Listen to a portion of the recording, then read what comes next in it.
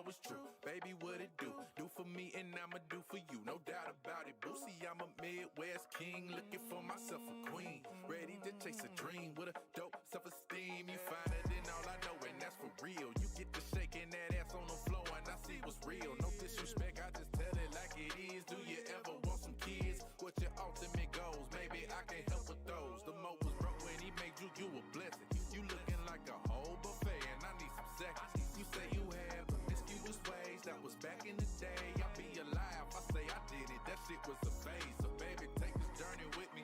You can pick the time and place, this nigga isn't picky. Smile on your face, I know the deal. Sign and deliver after seal. I can see it in her eyes, this one right here for real. I just wanna have a conversation. No, I'm not your type of baby, listen, I'm just saying. We can rule the world, just me and you, if you go playing. Won't you take the chance with me and have that conversation? I just wanna have that conversation with you. Come and talk, yeah. I just wanna have that conversation with you. Lady, you so far ahead of these others, just like a ship on the horizon. Picking up on your vibe, signal stronger than Verizon. All the thoughts that I've been contemplating, ain't no time for faking or debating. You the one, ain't no mistaking. Look, I see your swag different. Always carry yourself like you ready, you know the mission. I had to know you, I'm tempted. I can see why you timid. All right. Yo, what's cracking, everybody? Welcome. Oh, snap. I got all sorts of things messed up here. I tell y'all, I was not only was Post Up having some, issues in the background, but your boy Ham Solo was having some issues on here in the background. So I'm late getting some stuff put up that I should have had. I'm telling you, this Starfield right now is a goddamn demon. It is taking it is sucking my life away. It's sucking my soul away. It's sucking up and messing with some of my responsibilities. It ain't good out here for your boy completely. But I'm hearing that a lot lately. Starfield, it took over everybody's life. Bro, I got the wrong name in the corner. I'm in the wrong spot on the stream. Like, I'm gonna get it all fixed up right now because I just don't give a damn. We just doing the damn thing right now. But I appreciate your brother Post Up. Thank you so much for showing up this evening for your boy Ham Solo. Thank you so much. From the bottom of my heart. No problem, man. Thanks for the invite, man. I really appreciate it. No, I love it, man, because you know what? You offered yourself a while back, and it took me a little bit to get back to you because I schedule these things like a month or two in advance, right? So I don't want to ask somebody, hey, man, you want to be on my show in 4 months? You know, what kind of shit is that? That doesn't sound great at all to most people. So I didn't want to hit you like that with one of those. So it is what it is. We're here now doing the damn thing. Just getting a couple other things in order. I should have waited just a couple more minutes to go live, man. Just a couple more goddamn minutes. Look, I know how it is, brother. Do what you got to do, brother. They understand. They better understand. They know how this go. Yeah, man. But anyways, how you been up to? How you been doing? First of all, and then second of all, let everybody know what you've been playing and everything like that. I'll give me a couple seconds to get this shit taken care of. I've been good. I've been really good. In the process of multiple job opportunities right now, trying to figure out which one I'm a grasp and then move along with that. Other than that, life is great. But on the gaming side, I've really been dipping in that Starfield. When I have opportunity, when I'm not sitting in front of the camera doing remote interviews and stuff like that, or taking care of family stuff. But I've put about 7 hours in so far. And I gotta say, it's one of those games where you can easily get lost. Mm-hmm. Okay. And frustrated. Where you can easily get lost, you can easily get frustrated because you're in this universe where you can pretty much begin wherever you want. You don't have to start with the main missions. You can start with side. You don't even have to start with side missions. You can just go explore the galaxy if that's what you want. And when you have something that's that open, when you have those many choices as far as the things you are able to do, it's kind of hard deciding what to do at times. So I found myself doing a side mission when I thought it was a part of the main mission. I did that in Skyrim. Then I go on Twitter and everybody say, "Hey, you should complete the main mission and then do this and do that." And then so I found myself going back and really getting the whole. I said, okay, let me go on the logs. Okay, so it's a difference between activities and the main mission. The activities show you things that you can do, or other side missions are things that you can, but it's a mission channel that's dedicated directly to the main mission, the main story of the game. So when I found that out, I said, okay, well, this will keep me on point on following the main story. So I'm about 7 hours in, and that's what I've been playing lately with everybody playing. Phenomenal. Thank you for letting me know that, and thank you for letting the chat know that. And by the way, shout out to the chat. Thank you guys for being patient, holding the line for your boy over here. Mr. Joanna Dark was in here really early, about a half hour before we were supposed to originally start, just to be the first one up in here saying Shout out to Joanna Dark, man. What's good, brother? That's dope, bro, right there. Ray Chi was up in here as well saying hello. And then Fark you came through saying no, because I was saying that you were running a little bit late and had to push it a little bit further. And he said, no worries, Ham, these things happen. Bit late here in the UK, gonna try to stay up. If not, definitely catch the replay tomorrow. However you choose to watch it, Fark you, I appreciate you for being here. I see him still in the chat right now, so he's catching a little bit before he gets some Z's. I appreciate it, brother. And then my main man, Hard Days Mike, comes in here saying, I'm here to ask you about your spaceship extended warranty. Oh shit. I saw that video. That was crazy. Yeah, as a matter of fact, I posted a video the other day of somebody asking if I knew where Uranus was. That was your video? That was my video, yeah. And he's like, it's right behind you.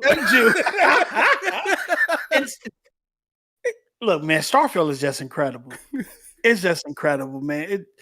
It's doing stuff that most games aren't even doing, and on the scale that it's doing and it looks incredible. I was just over at on Reset Era. They got like a Starfield photo thread, and oh my God, some of the photos from photo mode.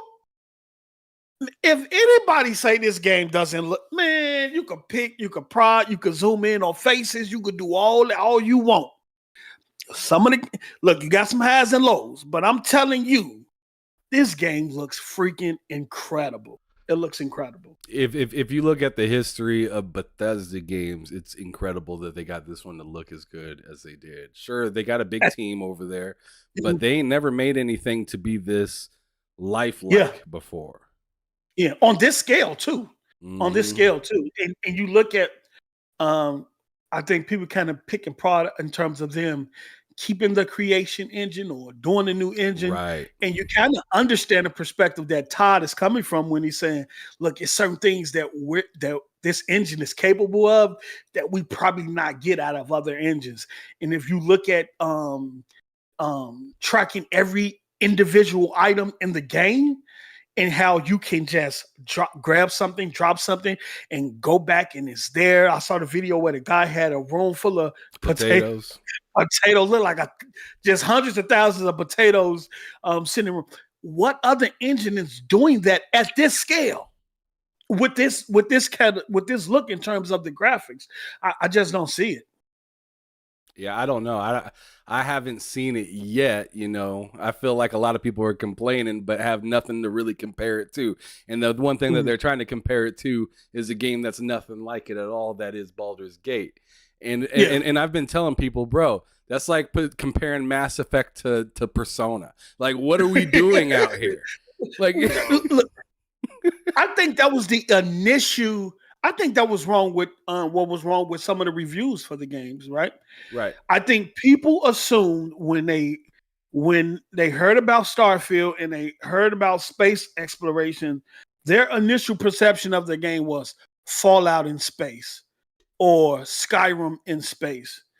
So when you pick up the game, you try to play it or approach it as if you're playing Fallout, or if you're playing Skyrim, instead of playing the game for what it is and trying to find out what the game is to you, just picking it up and not having any preconceived notions of what you believe the game to be, but just playing it and trying to figure it out. And I think a lot of people ran into that. Oh, it's just Fallout. It's just Skyrim in space. And then the deeper you get into it, you like, holy cow, this is something different, you know? Yeah. And that difference scares a lot of people. I've been talking about that as well. Especially when it comes to like review scores and reviewing games. Like I've been telling everybody, like if you look at all of the games this year that reviewed really well and got like crazy high praise, most of them, if not pretty much all of them, are either another edition, like a third or a fourth, like Diablo 4 or Baldur's Gate 3, or it's remakes like Resident Evil, even the Zelda, or Dead Space. Zelda. Yep. So I'm just thinking, you know, I feel like people get nervous and really don't know how to properly review something of, you know, brand new in today's. The last thing that I seen that got like rated proper, I'll give it, just last year was Elden Ring. I thought Elden Ring nailed it and was right, but my problem with that a little bit is I know that there was people voting for Elden Ring when they didn't care about it or play it, just despite God of War. Yeah. I didn't look, I don't get into those or anything. I don't even play pretty much into Dark Souls games, so I didn't even play Elden Ring. I didn't even buy it, honestly, but I did see the hype around it, and for what I understand, it reviewed high, right?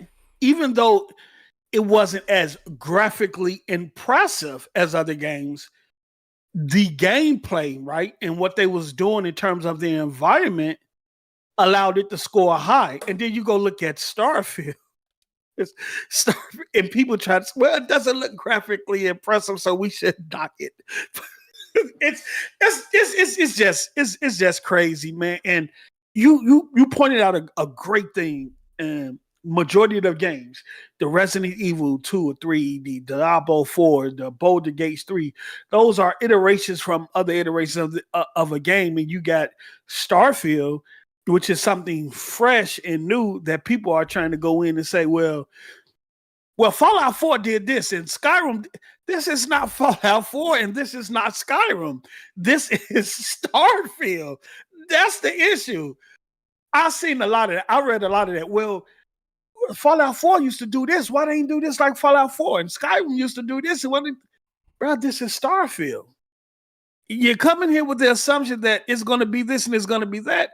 They said a new IP. They didn't say Fallout 5. They didn't say this is a new Skyrim. They said this is Starfield, the new IP. And you should approach it as such, as opposed to try to compare it to something that you know you've been playing for the last 10 years in Skyrim or Fallout.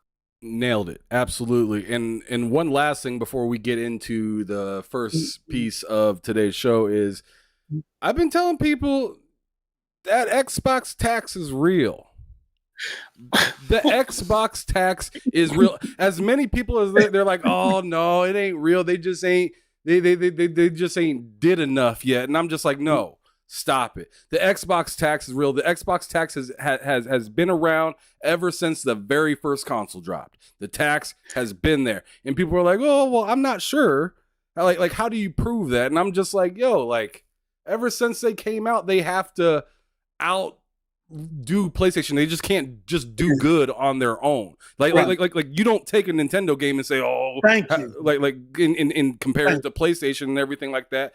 And I mean, they created this type, or like, you know, people created this type of energy. And I'm just here to tell y'all, if it happens on the streets, it's in the business. And that's how it is. It's the exact same thing as whether you want to talk about race, whether you want to talk about, you know, political stuff. Yeah. If the arguments are happening on the streets, which is the front line, it's happening behind closed doors too. Yes. You know what? When Microsoft first announced the Xbox, and I remember it clear as day because I was taking computer classes and stuff around the time. It was my first array getting into the IT sector. And my brother was already there. So we was into chips and megahertz and all this stuff. And when we looked at we saw the specs of the Space Station 2. We're like 300 megahertz. Oh, wow. Because at that time, that was something big for a chip. And then when Microsoft announced that, we were like, what? A Pentium? What? 730? What? So like, this ain't literally a computer. This is around that time. You look at those specs was huge around that time, right? But the conversation around Microsoft was that they didn't belong in the game industry, right? Journalists, writers in the gaming industry and outside of the industry were saying that Microsoft didn't belong in the industry and that they wouldn't last, right? Right. That they wouldn't know how to compete or any thing like that. They're moving into an industry that they have no knowledge of or anything like that, and that they pretty much was going to get smoked, right? Right. And here we are 20 plus years later, right? Still the same conversations. Still same conversations, right? And then now you have these journalists, I grew up off, you have these journalists that grew up off, your Sega, your Nintendo, and you that PlayStation is their preferred console. It's their preferred console of choice when they're reviewing games. That's why if you go on Metacritic and you look at these multi-plat games, they are more reviewed on PlayStation than they are on Xbox. It's their preferred system. And it's the reason why one of them Xbox execs just came out, and despite Microsoft yelling to the hills and the mountain that Starfield is exclusive to Xbox and PC, yet you still had gaming journalists sending Bethesda requests for a PS5 for a PS5 version to review. How, Sway? How? And so you have the Xbox tax, and before we get this, is what I said. I said, okay, when they was asking about the Metacritic of what Starfield was going to be, I said 96, right? But I said you got a -5 for the Xbox tax, right? And then you got a PlayStation tax. So I said -2, which will put it at 89. And that PlayStation tax was people being mad that they couldn't review it or play it on PlayStation. And so I was kind of close because it went from like 89 to 87. I should have added more on the PlayStation tax. It was a lot of reviewers out there bad the PlayStation version. And you look today, Phil Spencer is on national news, even international news, and still being asked, will Starfield come to PlayStation? You can't make this stuff up. You can't make it up. You cannot make it up. And I think game reviewers, I don't care. We are human. We're human, right? You look at that Dan guy from IGN. Hey, you didn't even put that many hours into the game, right? The other guy you had on there, he said he put 100 or 200 hours in, never got to the main mission, only did side missions. You had one reviewer gave it a 5 out of something. He only put 5 or 6 hours in the game. Like, this is blatant intentional hate for a game that everybody expected to be on play. It's that entitlement, brother. It's that entitlement. Mm-hmm. Absolutely. It's pure entitlement. Because if I mean, there was a ton of side missions in Horizon. Mm-hmm. There's a ton of side missions in God of War. You didn't see them only play 5 hours of God of War, only side missions. Tell me about it. And then right, you and I think that review was intentional. You didn't like the fact that Microsoft brought Bethesda. You didn't like the fact that they're purchasing Activision. You didn't like the fact that they're removing games from PlayStation, such as Starfield. Then you do a space, right, to try to go in and justify why you gave it a 7, and then didn't make no good points on why you gave it a 7. You know, you didn't make any sense. You didn't make any good points on why you gave it a 7. And then it looked like you didn't even really do much or learn much about the game, because some of the stuff that you said about the game, you was actually able to do in the game if you would have took the time and really looked and been patient with the game. So, man, it's gonna look. I will say this: it's gonna be a lot of this. This is not the end, right? Mhm. This is not the end of it. This is going to go throughout Forza's this gonna get entire. it. As Microsoft ramp up Fable, all and them. start to, which they are, and you can see the confidence in Phil. His energy this year has been different than previous years when he's talking about upcoming games. This year he's talking about upcoming games like, yeah, we know they're about to come. We know Hellblade 2 is coming next year. We know Forza Motorsport is about to drop. You know, we know these games are coming. We know Avowed is coming next year. So they, man, it's gonna be a lot of this. Just watch. Yeah, Just watch. Phil out here talking with a laugh and a smile at the same time. You know, like this man's looking pretty diabolical right now. I don't know. And then Bethesda is such a groove right now. Then Ty Howard would say, look, we halfway through production of Indiana Jones. We ready to talk about that next year. What? A half-hour rush? Well, you didn't Deathloop, right? You didn't half-hour rush. What's the other game with the Ghostwire? Ghostwire? Then you Starfield? Now we finna get Indiana Jones next year? We don't know what the other studio, man, what? And then the cadence and energy that they're in, the pocket that they're in right now. And look, how long are they gonna be able to use the Xbox tax? Solo? How long? I love what Todd said today when somebody asked him about like if they optimize the game, and he is pretty much just like, fix your shit. Bruh. And see that's the stuff I'm talking about, right? They only do that shit to Microsoft, right? Sony rarely in the camera, if at all. Jim Ryan come out every blue moon and do an interview. You never hear them ask Sony or Jim Ryan, right?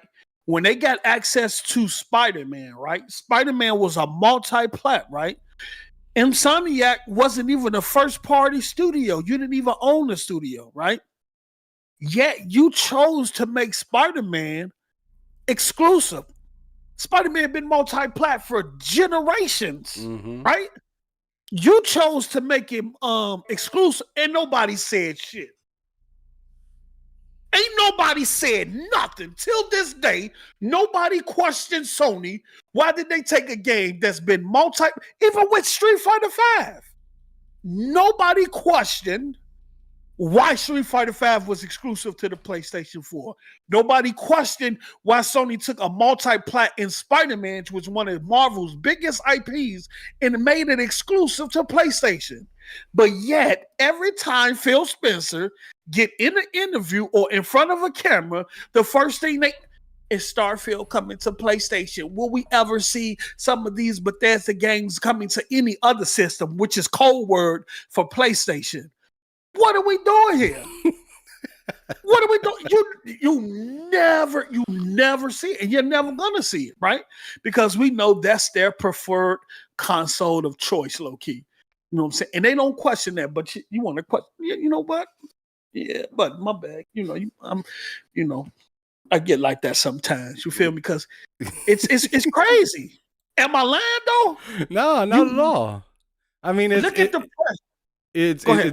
No, I'm just saying it's flat out disrespectful to do, but here they are every single time doing the exact same thing. And that's why I was telling people, like, dude, the tax exists. It doesn't matter if, one developer or or somebody in the industry or Phil Spencer himself Yeah. denies that, this is because they're going to deny it to make themselves either look still okay. They don't want to like push a war, right? Yeah. Too hard. Maybe a little bit, maybe the tease a little bit, but they're not trying to be out here and like wage war on IGN or wage war on whatever whatever outlet or whatnot. So yeah, man.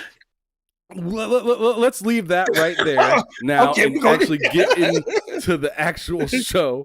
So because that was a great way to get it started for this evening. But continuing forward, I want to know, Post Up, what was the very first console that you ever had? I asked him this prior to the show, and he had told me that on his floor TV set, he had the Sega Genesis. That was his meat and potatoes of getting into gaming. But was there some other stuff prior?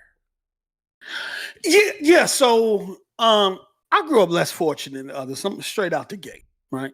I grew up less fortunate than others. So I didn't have access to gaming opportunities as other people's. And like I was telling you, most of my opportunities came either through friends or family members, right? You always had that one family member that got everything, right? That just had everything. And I had pretty much two of those in my family. But when I was a little pup, late 80s, early 90s, I'm an 80s baby, I first got the first controller I held in my hand was from my Atari 2600. And that's after meeting family on my stepfather's side. And I think around the time that Atari had just came out, I was real, but I'd never forget this moment of being in that house and putting them long controllers in my hand and me being able to mess around with it. And then as we moved and got on our own and got our own house, like I was telling you, we had that Zenith floor model, that big, heavy Zenith floor model in the dining room. And because, in Black people house, the living room ain't just a living room. The dining room ain't never the dining room. Turn those into other rooms and stuff like that. So my mama's had a Sega Genesis, and it sat on top of the Zenith floor model. We didn't have the controllers. We didn't have the power cables. We didn't have the things to connect it to the TV. My mama was real strict in terms of getting up, taking care of your responsibilities, in terms of cleaning up the house, cleaning yourself and things like that. So if we didn't do what was told of us and stuff like that, we walked past that Sega Genesis every day, just sitting on top of that Zenith, you know what I'm saying? And can't even sneak a game because she got all the controllers, power cables. everything, right? And so we got the system first, and then after that, like I said, we got a few games. I know we had Sonic. I forgot the game with the guy that used to carry the cane and the head. I'm gonna remember that game. I might have to ask my brother. But that's where we started from there. We didn't have many games. We had about 2 games on that system. I'm not fit to cap or anything like that. I cannot go into a deep Sega catalog or things like that because unfortunately, I didn't have the financial foundation to obtain things like that. Mom's worked 2 jobs. She was out there trying to get it for the 4 of us. After that, and things went awry with my stepfather and my mother, we moved back to my grandmother's house. And she had pretty much had a 2-flat. We turned the basement into an apartment. We lived in the basement. My grandmom on the first floor. Then my aunties and her 6 kids still was on the second floor. And that's where we got access to the Nintendo. The NES. It wasn't our Nintendo. It was my cousin them. They got. Yeah, you said I got access. You didn't say I got. Yeah, you from there. I got access to it, but and even Sega, since I was the youngest of the 4, of my mama 4, and my stepfather, he had children as well. My oldest brother and his second to oldest son, I used to have to sit and watch them play the game. You know, when you the young boy, they don't let you get on the sticks. Mm-mm. They gotta do what they gotta do before they let you touch anything. But the NES experience was at my grandmother's house. We all lived in one house, and you know, they had the Mario ones, the Mario 2s, the Mario 3s, the Excite bikes, and things like that. And so that's why I got my experience with that. Now, with that is I used to have to sneak. Like when, you know, 90s, we didn't have any things like that. So we spent most of our time outside and doing things outside.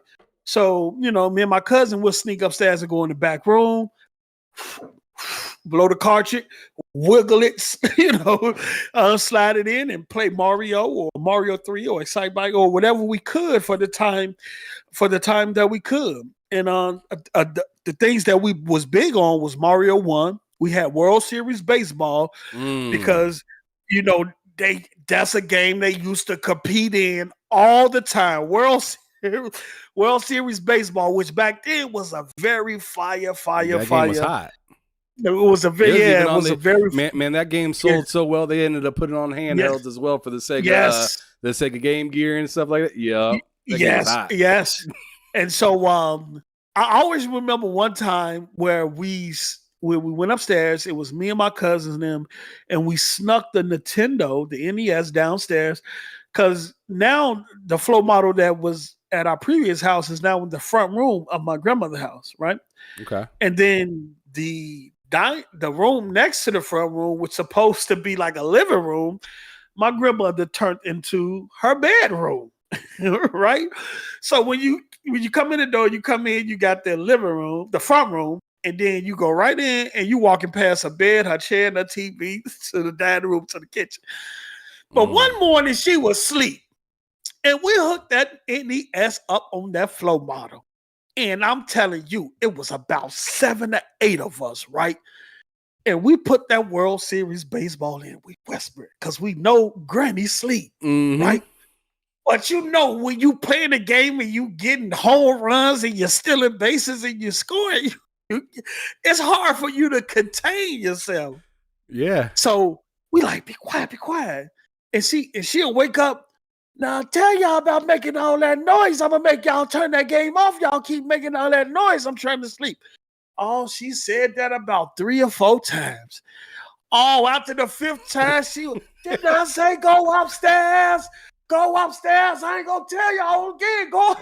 Go upstairs. You on your Muhammad Ali right there. And then we look, man, and that's when you get all you hear is footsteps, door open, people running and stuff like that. But even in that instance, I'm sitting there and I'm a spectator. I'm watching all my elder cousins and stuff like that go at it in this baseball game, right?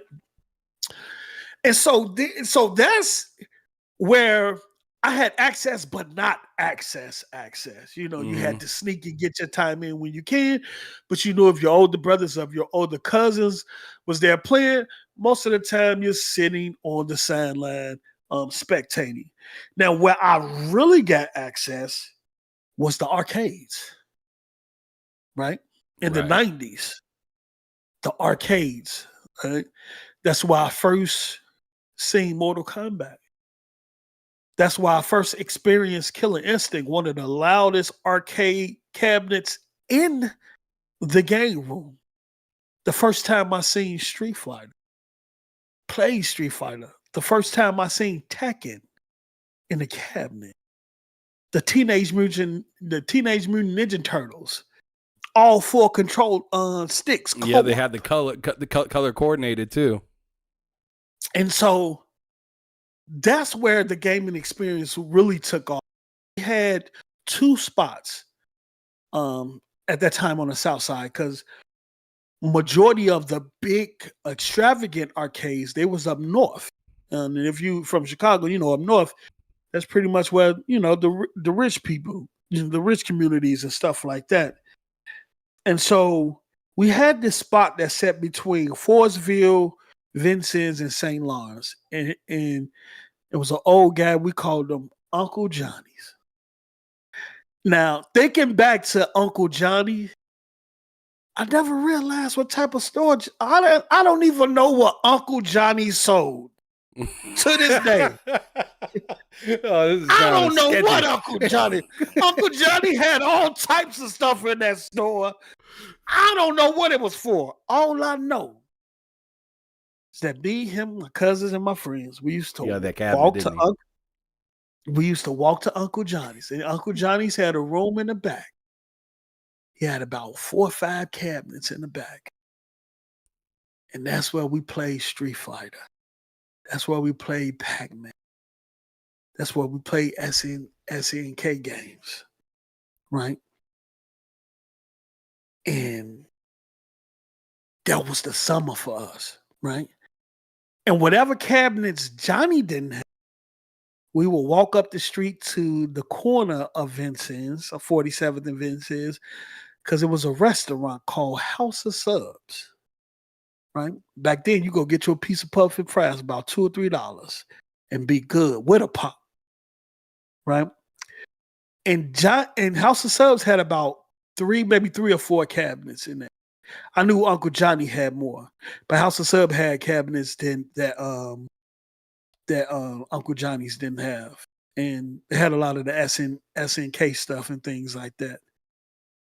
So what we couldn't experience at Uncle Johnny's, we'll go to House of Subs. And so later on, it was one on spot on 47th and Cottage Grove. They put in the hospital right there right now. Somebody put a store right there, and they had arcades in there. That's where Tekken, your Mortal Kombat, they had all the latest stuff in there. Man, right? You got your eyes closed. You know, you deep in the memories right now, bro. Yeah, look, and because and this how tough it was for us, right? Yeah, let's go. It was me. You see my cousin. If you see my cousin, my cousin dark skin, I was light skin. Call us chocolate and vanilla. There they go, chocolate and vanilla, because we used to always say, if I had $2, he had $1, I had $1, and vice versa.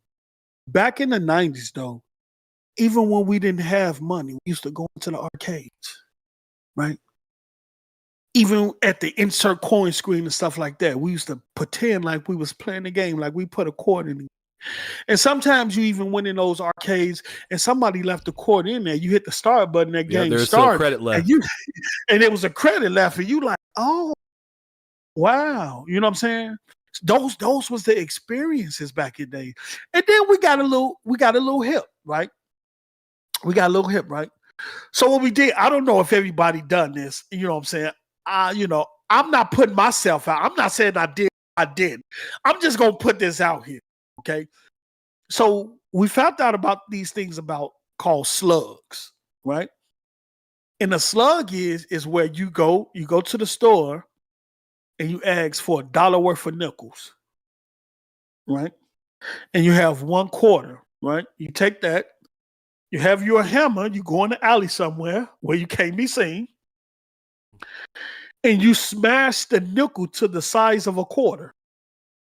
So you hammer and flatten the nickel out until it's the size of the quarter. Wow. And you have the quarter there just to make sure it's the right size, right? After you do that for all the nickels, man, you got yourself a workout. But hear me out. You know, it was about 3 or 4 of us. Everybody smashes, you know what I'm saying? So we was efficient, right? So you got $1 worth of nickels that you didn't smash into a size of a quarter. Po Johnny, please forgive me. Rest in peace, Uncle Johnny. So you'll go to House of Sub, or you'll go to Uncle Johnny's, or you'll go to the game room, Cottage Grove, and you'll slide that slug, that nickel you just smashed to a size of a quarter. You'll slide it in the arcade, and guess what? It worked. So now you got a pocket full of slugs. And you could play, you could pretty much play any game you want. I know back in the days people had where they put the strings on the what's the name, and then pull it out. Nah, we took nickels, smashed them to the size of a quarter, and we went in there. And then game rooms, they started getting hip to it, because after the at the end of the night when they go in to check the cabinet to see how much change they Right. got in there, they see all the Smash nickels everywhere. So at some point, Johnny started to check before we put coins in the machine. He made sure that we had quarters. You know what I'm saying? And that was most of my gaming experience. Prior to my cousin getting the PlayStation, no, to the Super NES. Oh, I could go down this line. I could go down the line. But that was majority of our gaming experience. And a lot of the times back in the 90s, gaming was softball in the vacant lot. It was football in the middle of the street. It was hammering milk crates on the side of light poles or telephone poles. It was a social gathering. It was a social gathering, straight up. Yeah. It wasn't in front of a TV. It wasn't in front of a TV in the 90s. And then it started to kind of migrate in front of the TV, really into the Super NES, and when the PlayStation 1 hit, that's when, we found ourselves more in the house than outside. But prior to that, we was in the streets. We was in bike riding clubs where we fit 25, 30 deep. Everybody got a bike, and we ran from here to town to up north to the lakefront, where in the back of my friend yard, we strapped a milk crate to a banister on the first floor and was playing basketball on the milk crate. But that's the type of things we did in the 90s. We made up stuff. We made up games. We made up our own. But let me tell you something. When that Super NES hit, we was able to get Super Street Fighter. Yes, we was able to get Killer Instinct on the Super NES, and Mortal Kombat, and then Super Mario World, and then Mario Kart. Oh, my cousin and his father, we used to be in the crib for hours. Mario Kart. And then when the PlayStation 1 came out, we played that thing so much. The disc drive went out on us. We had to flip it upside down. In order for it to work. That's why go ahead. Which PlayStation did you have? Did you have the one that actually had the the video plug-in thing, or did you have the yellow, white, red one? Because the original one came with we had yellow, the video. white. Yeah, we had the one where you had the black strap where the video plug-in. We had the video, but I didn't have it. This was my cousin. Now this was my, at that time I only had one parent, right? And my mom was still working 2 jobs. My cousin at the time, he had both of his parents, so when he asked for stuff, he got it. And my auntie only had 2 kids. She had 2 boys, and he just used, so it was his PlayStation, but we shared it as if it was my own.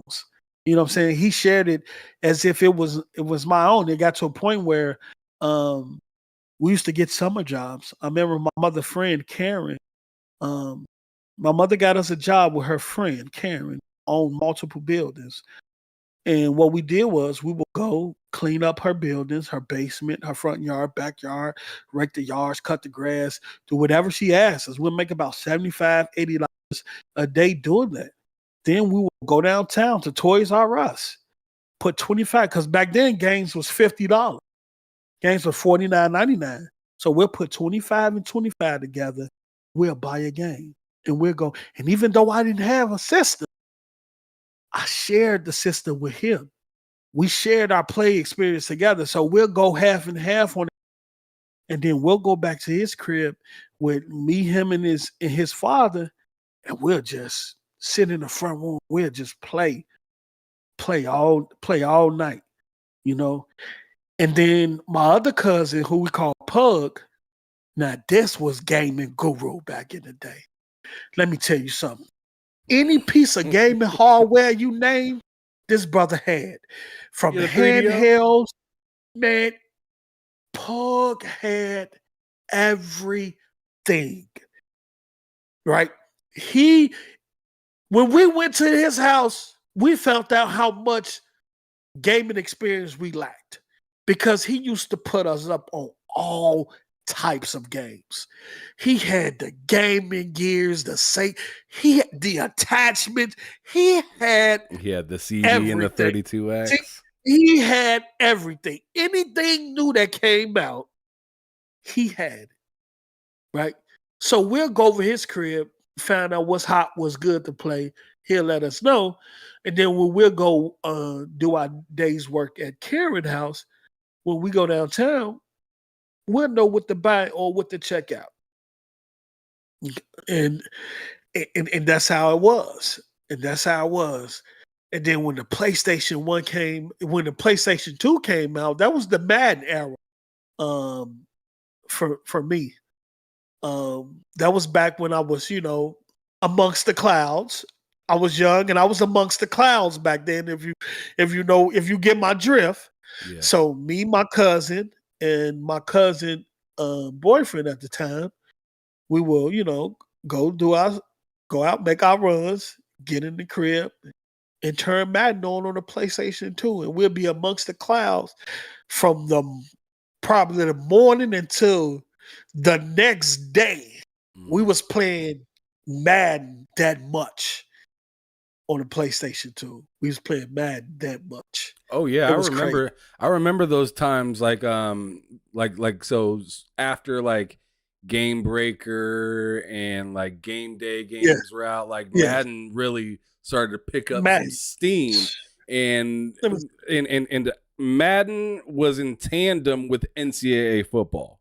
Yes. Remember. Yeah. And NCAA football, I still remember the year after Ricky Williams won the Heisman Trophy, I got NCAA football 2000, which had a guy playing from Texas on the cover, but it wasn't Ricky Williams. And bro, I used to wear that game out. Dynasty mode. And if everybody remembers, after you finish the season, how long that load takes. Yeah. Let me tell you something. It's one of those type of loads where you were just like, I'm finna go make me some lunch or do something because this CD is cooking right now. But whenever friends would come over and whatnot, we very similar to what you did. We would make tournaments, right? Come on, bro. Let me tell you something. The way 2K is now, that's how Madden was back in the day. Offline. Facts. Offline. I'm talking about it got competitive in them cribs. Like I'm talking mad smoke. Like borderline disrespectful smoke over Madden. Right? Oh yeah. The language really and then came I see out. somebody trying to talk about Mario Kart. Mario Kart was fire. Like me, my cousin and his pops, we went crazy with the Mario Kart local play. You know what I'm saying? Oh, before I forget, Trey was asking if that game with the cane. I don't think he had a cane in the game, but with the hat and everything, he's wondering if that was Moonwalker. Okay. I will have to see. It's crazy. That's the only vivid description I have of when I was watching my brother and my stepbrother play. I saw a guy with a cane with a hat, and I've always wondered what that game was on Sega. And I'm gonna have to ask my brother. I'm really, because every time I think of this, I try to figure out the name of that game, and I can't figure out. But I'm gonna go look up Moonwalk, Trayvon, and I'm gonna go look it up. But yeah, Madden back local play Madden was crazy back in the. I'm talking about hours. When I say hours, I'm talking about. I say we get in. Say if we get in the spot at like 12 in the afternoon. We playing rigorously all the way to about 3-4 the next day. Still in the clouds at that. Still in the clouds. And that was like every day during the summer. That's when I started missing outside. But let me tell you something. I had a little break. I had a little break in between there because I was doing something for a community organization stuff. So I got away from gaming for a little bit. Let me say something. When that Xbox came out, when that Xbox came out. Oh, you answering one of my next questions, because my next question was going to be, what was that console that just like had you licking your chops? Let me tell you something. All right, I had a great time with the PlayStation and the Nintendo, right? I didn't have much of a Sega life. The stuff I played on Sega was few and far between. Like I said, mother only can pay for what she can pay for. And then what I got access to at my cousin Pug house was, is what I got access to. Ultra Beast was first into that was in the arcade. So a lot of the experiences was in the arcades. But let me tell you something. When that Xbox came out, buddy, when we saw them specs, boy, let me tell you something. What you gonna tell me? Ooh, that first year was chill, I didn't get into Halo right off back. My brother had to get me into Halo. My brother had to tell me about Halo. Okay. And when I finally decided to play it, oh my God. What? It was something that no other game was doing. I don't care what first person shooter came first in terms of GoldenEye and did it. Well, no game doing what Halo was doing at the time that it came out. Big, pretty much semi-open worlds. Being able to, pretty much you was on the track, but you could veer off the track a little bit in terms of how you approach things in Halo. Yeah, you can leave and regroup. Yeah. But when Halo, and then I played it on Legendary with my brother because he wanted to beat it on Legendary. And back then he was way more advanced than I. So when we got down to what he found out is that when you got to difficult spots, because let me tell you something, Halo has some of the hardest AI in the game that for its time, at that time, that shit on Legendary was tough. I'm talking about tough. 1 or 2 shots and you was dead. So what happened the was library was the worst. What happened was that my brother found out that in co-op play, the second player is tethered to the first player. Meaning that if the first player gets a certain distance in the game, it'll automatically put the second player where the first player is. Yeah, right? That checkpoint. Yep. Yeah. And so, he made more experience. I was dying so much. So in some spots, we didn't even fight, right? He was so experienced, he was able to navigate through certain areas without getting killed. I didn't care because once he got to a certain point, it was going to put me right where he was. Right. in the first place. And that's how we got through Legendary co-op of Halo. And then I did beat it single player. I beat it on normal, but I beat it on Legendary, brother. And then System Link, right? That's before Xbox Live. Talk about it. So I had my Xbox in the front room. My brother and wife, they was in another room. We had the router, hubs, we had all that shit hooked up. We had Ethernet cables running throughout the crib. Mm-hmm. My brother's wife, nephew, Dre, another child that got everything, he'll bring his Xbox over, hook it up in the back room. So him, my brother's sons, they in the back room. Everybody in the house system linked Halo. And I'm telling you, in terms of gaming experiences, in terms of something that you will never ever forget, you will never ever forget System Link Halo days.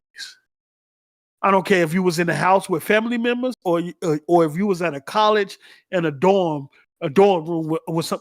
You will never ever forget those experiences, because I'm telling you, those were some of the best gaming moments in my life, and it was done with family, right? That's powerful. It was done with family, right? And then the next game after that, you won't even believe it, which I consider one of the greatest party games ever. A Fusion And Frenzy? you might disagree. Yes. You already know. I didn't even have to say it. Of course, because Twisted System is one of my favorite things. Fusion Frenzy, bro. You're my brother from another mother. Let me tell you. You see how we just locked in like that? Let me tell you. You throw Twisted System on and throw some custom soundtracks on, I can do that shit all night. Look, let me tell you something. Dub. Fusion Frenzy came out of nowhere, but I'm telling you, play some Fusion Frenzy on the system. Boy, whoever came up with that game, get you the boop, boop, boop, boop, get you the orbs. Y'all had to fight over the orbs. Bro, let me tell you something. Oh, yeah. I know y'all get Mario Party. Look, Fusion Frenzy is one of the greatest party games ever. You can debate me. You can't tell me I'm wrong, because I'm telling you, incredible game. We spent hours on it, laughing. Just, man, Twisted. Look, bro.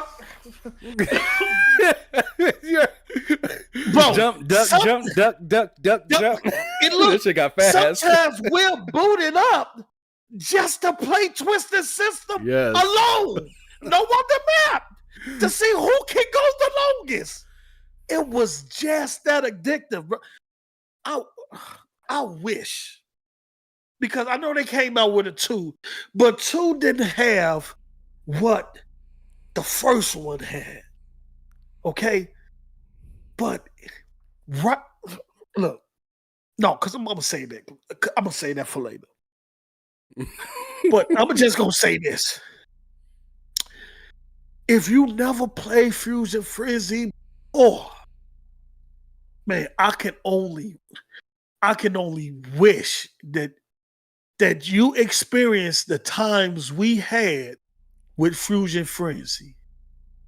Laughter, yelling, being competitive. It was just, and it's crazy. Solo brought up Twist, man. Remember the one where you're cutting out like different parts that people are falling through? The different parts of the maps and they fall.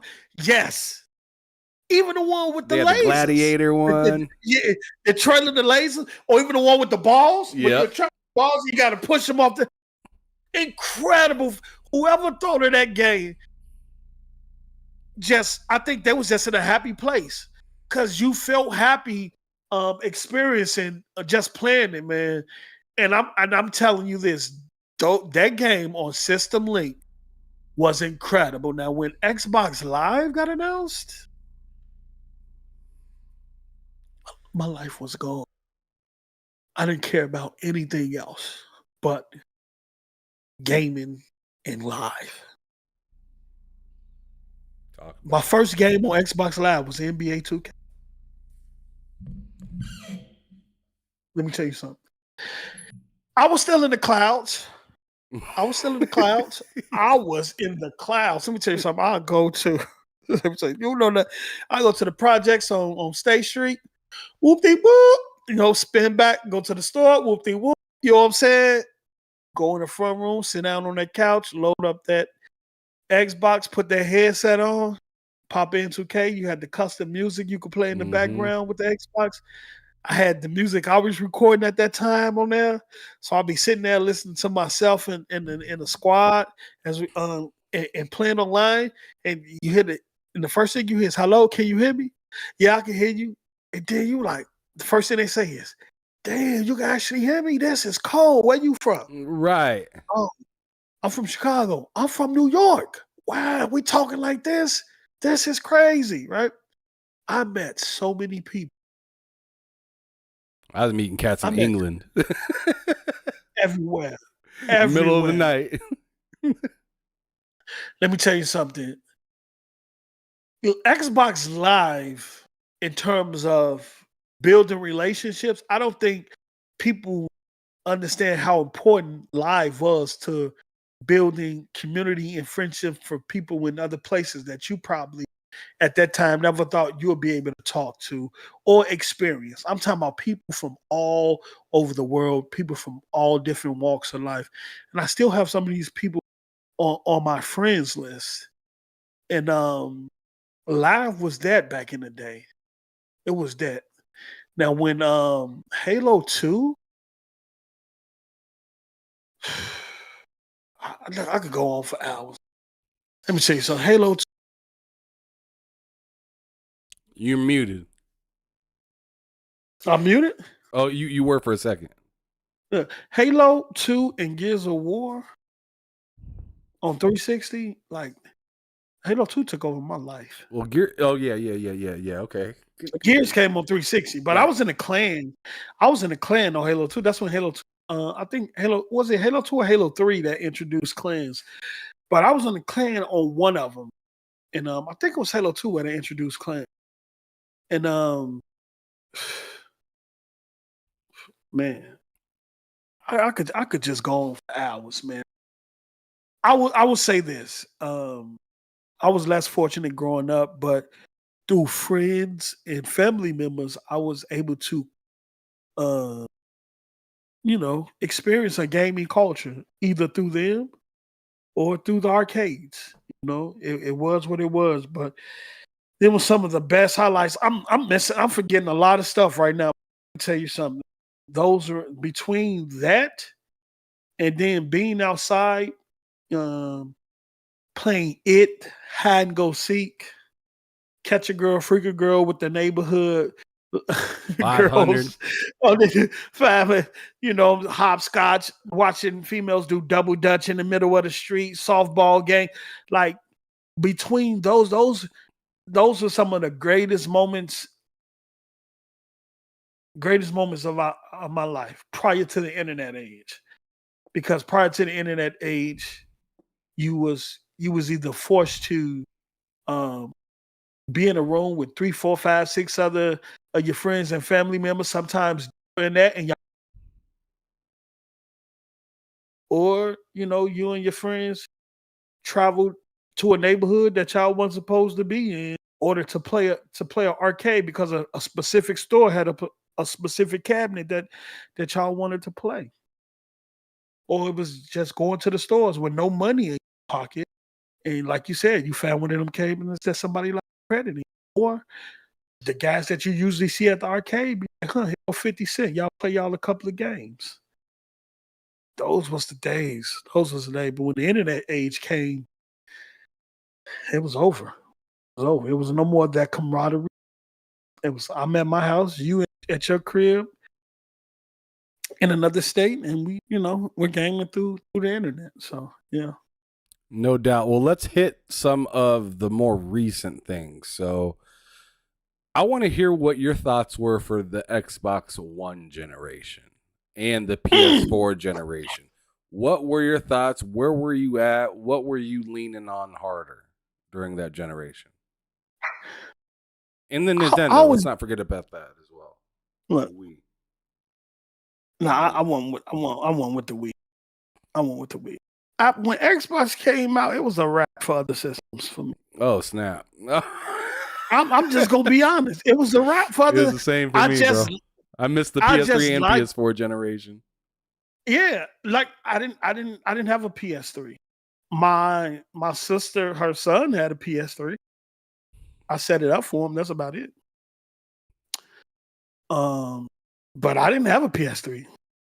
I didn't have PS4 till later in the generation. And Kratos, J-Dub, one of the biggest ponies on Twitter, sent me a PS4 without me even asking.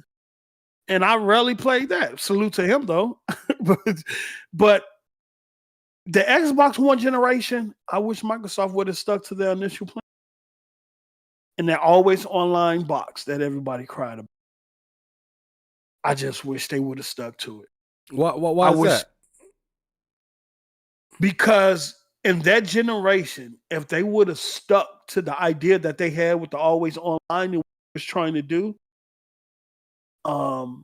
it would have separated them from Nintendo and PS4. It would have been the only box in that generation that would have been pretty much on its own pedestal. That you could say the Nintendo or the PlayStation does not have this capability. It would have completely set itself different. I think what they needed to do was educate the consumer on what they was trying to do, because they did a poor job with that. They did a poor job with the messaging. But the always online, being able to share your whole digital library with multiple friends or family members, right? As long as they was on your friend list for 30 days, right? You had that. Then you had the instant, what they did with Killer Instinct about setting times to the tournaments, and you coming in, setting a tournament that automatic instantaneously throw you right into the game. Right, I remember that. It did that for like Titanfall and stuff like that too. Yeah. It would pop up and say your game is ready. Right. Then they was going to say, okay, let's put money back into the consumer. We're going to let you trade your license, right? To get you away from the GameSpot, which is the reason why GameSpot did that campaign against the Xbox One, because of their capability, allowing consumers to trade their license with other consumers, and Microsoft sitting in the middle saying, look, we're going to take a small fee off this, but the rest goes to, the rest goes to the consumer.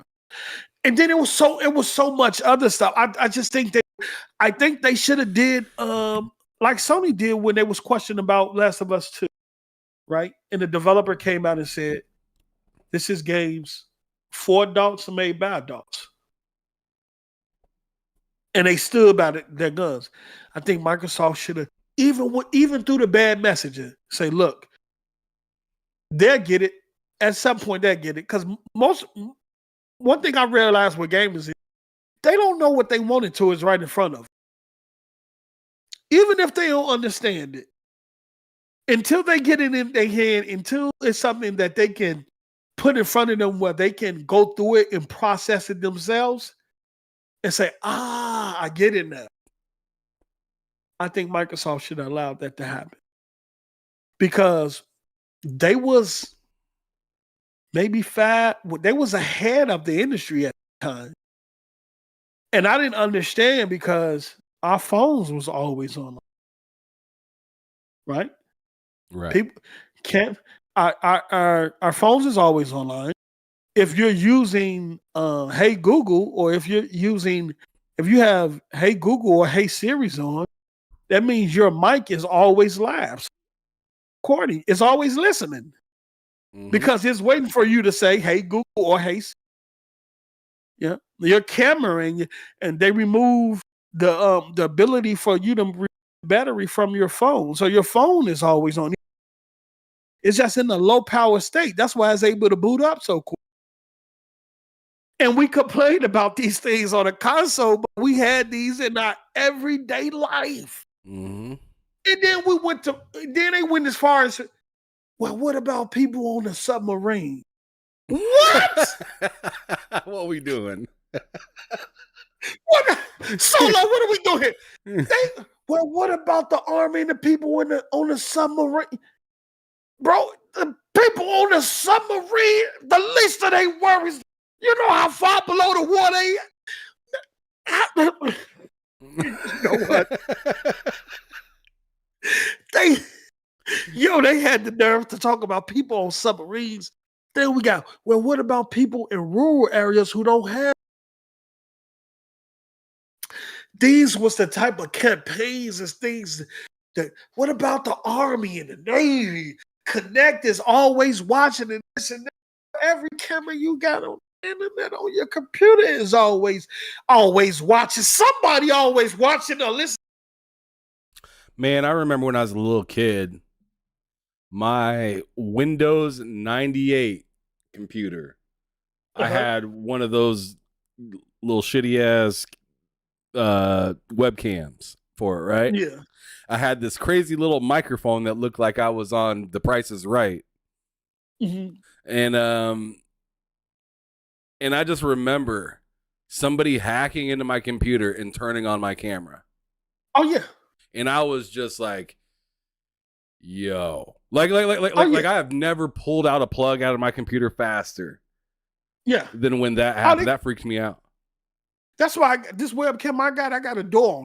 When I'm not using it, I slide it closed because now they're able to do that without you even knowing the camera is on. The same with your phone. I think that's why Apple implemented that notification where if the light is green, it lets you know your camera's in.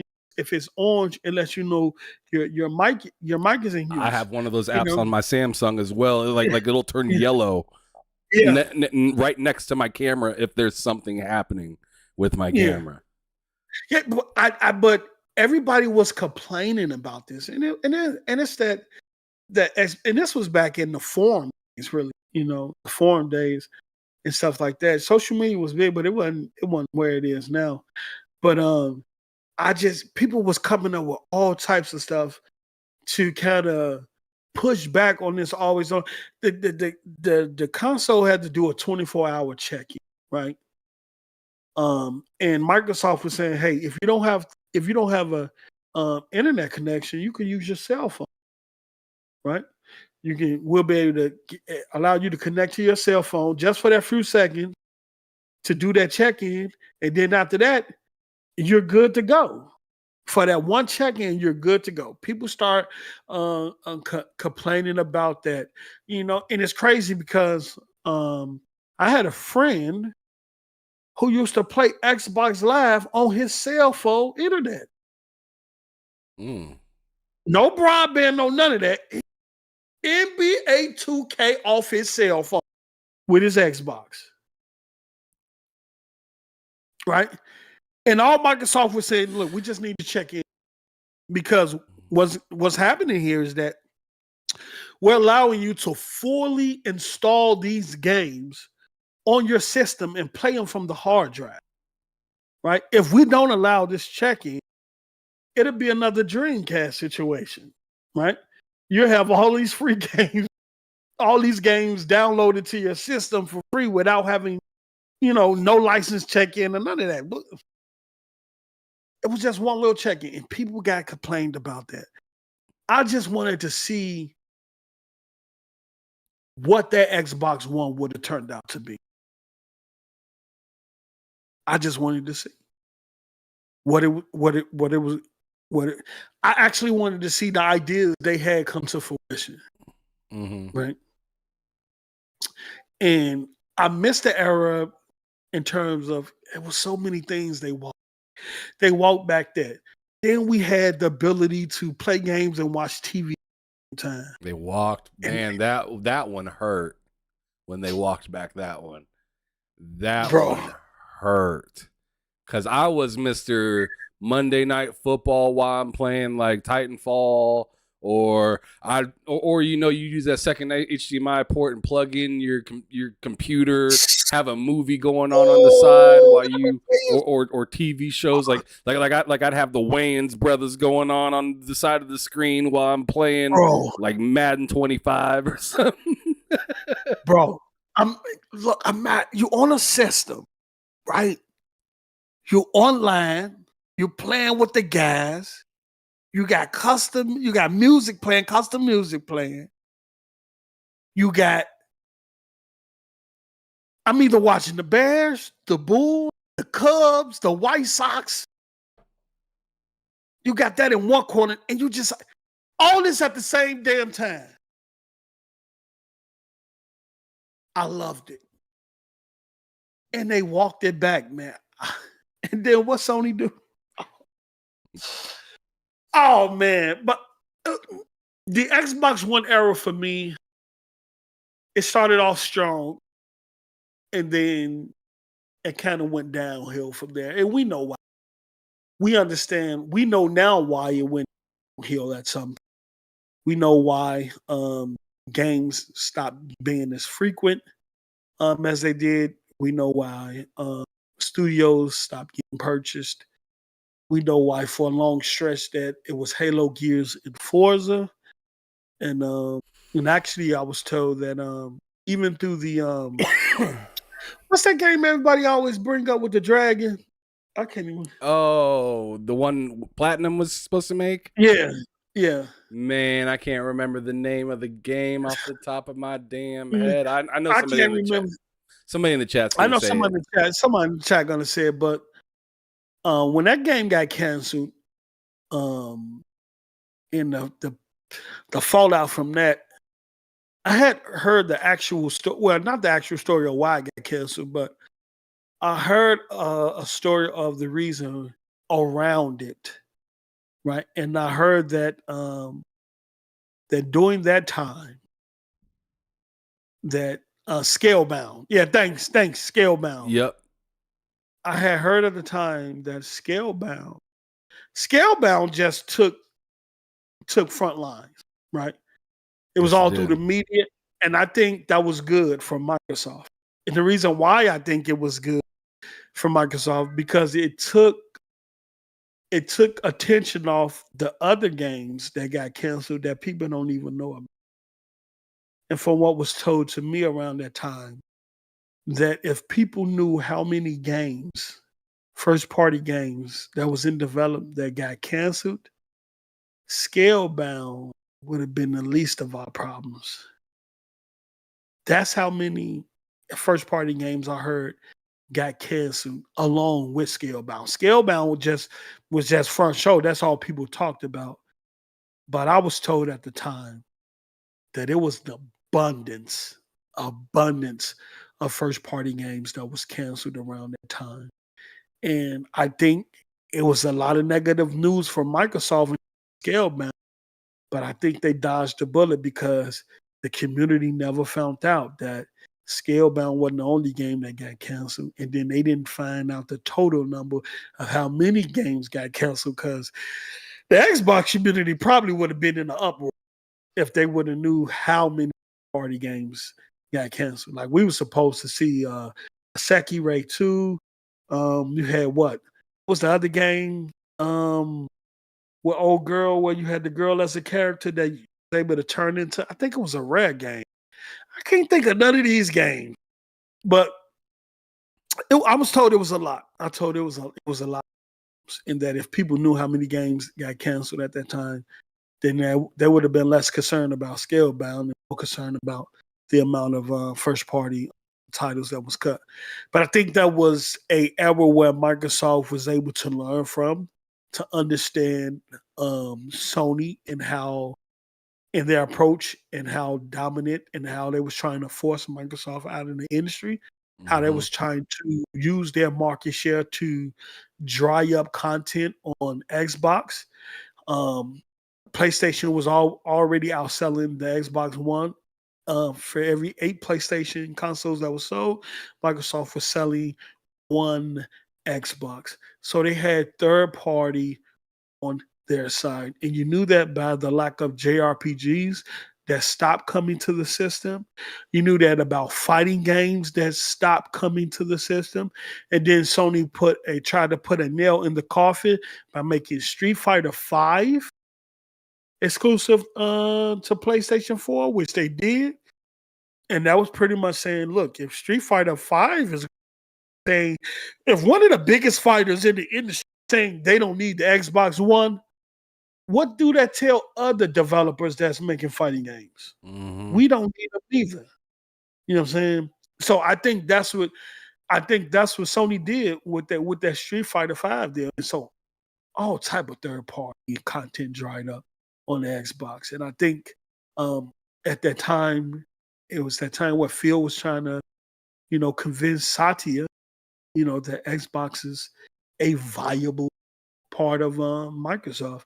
And I think Sony was trying to help Satya make that decision of closing down the Xbox division inside of Microsoft, but it didn't work.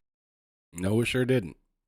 It sure didn't. And as a matter of fact, this is a good way to segue into the current generation, which I want to just kind of, I mean, I know we talked about it a little bit with the whole Starfield and then upcoming games being Fable and, Hellblade, Avowed, Indiana Jones, and whatever the hell else Bethesda's working on. They said I believe, didn't they say that they started full production on what was it, Elder Scrolls 6 or something like that? Yeah, from my understanding, doing Starfield, Bethesda had a small team that was doing pre-production work on Elder Scrolls 6 this entire time. So my guess is they just announced that they're going into full production. That means that a large portion of the Starfield team is probably fit to move over and get into full romp on Elder Scrolls 6. Yeah, right. It's going to be kind of like a swap where it was like a few people working on Elder Scrolls 6, a bunch working on Starfield. Now it's going to be a few people working on Starfield, a bunch of people working on Elder Scrolls 6. Yeah, because you got the DLC, whatever updates they got coming out. But yeah, that's how, definitely a swap. I can't wait for them updates because I can tell you right now I'm on the very last mission of Starfield. And I can tell you that, like, with my wife coming home and having some things that she wanted to talk to me about, and then sitting here waiting for the podcast to start, I'm just itching, bro.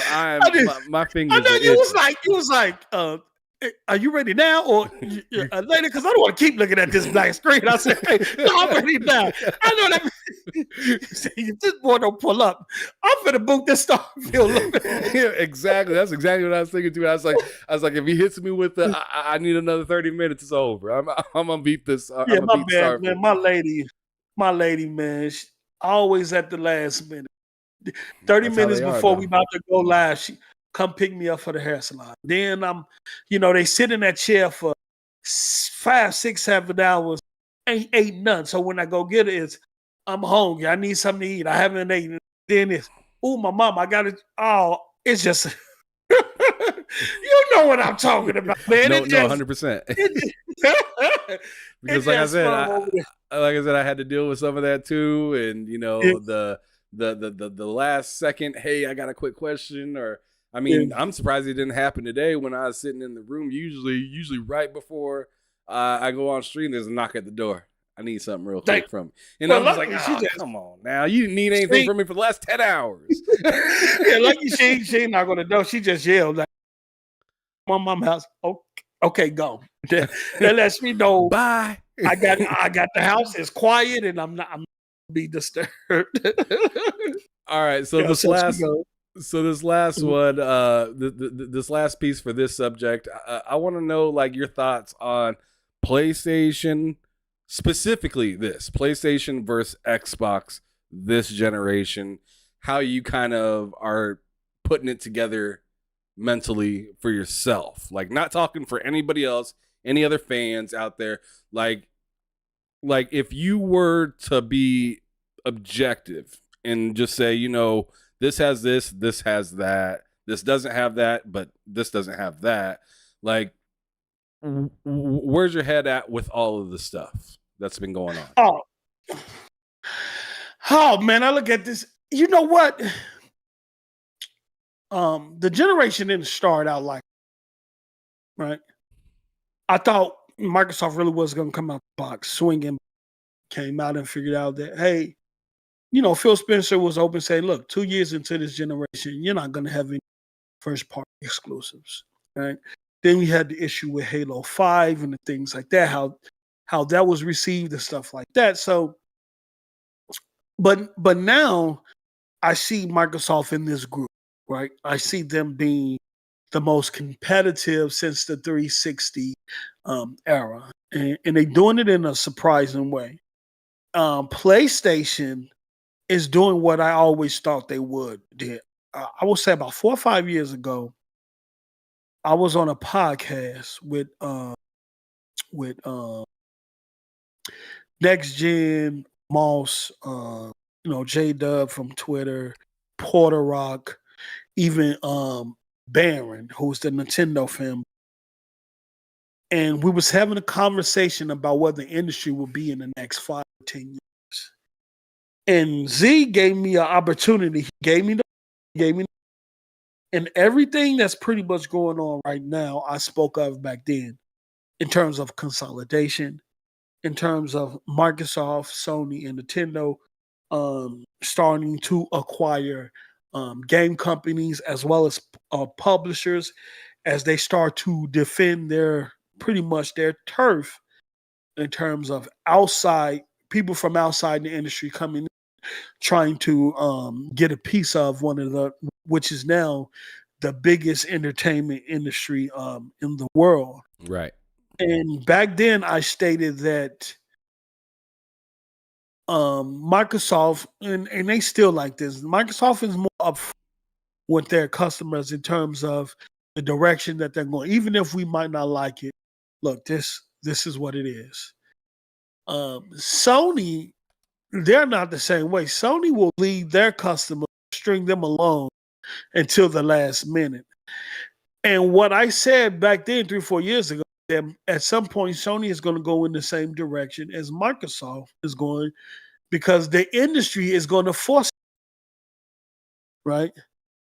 And here we are.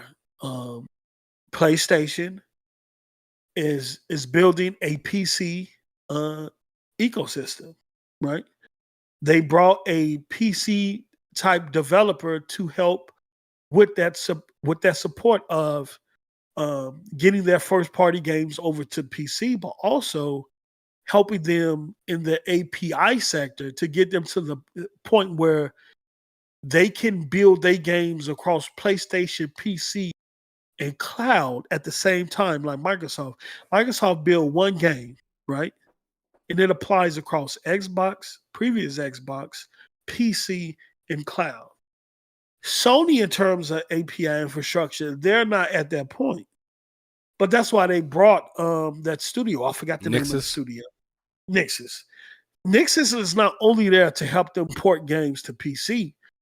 Nixxes is also there to help strengthen their PC environment and get it close, or if not on the same thing. They're that like Microsoft Bungie, but for the PC instead of but for multiplayer games. Exactly. So at some point, you're not getting day and date PC games now, but at some point when Sony, when on that side, the API side, when they get all of that situated, create one PlayStation IP across their platforms, including PC, day and date is going to happen. You've seen it at the showcase. You've seen it at this most recent showcase. Marathon, the burger, the burger shooting game, or whatever the hell that is. But that's because Bungie comes from that environment that they built with Microsoft.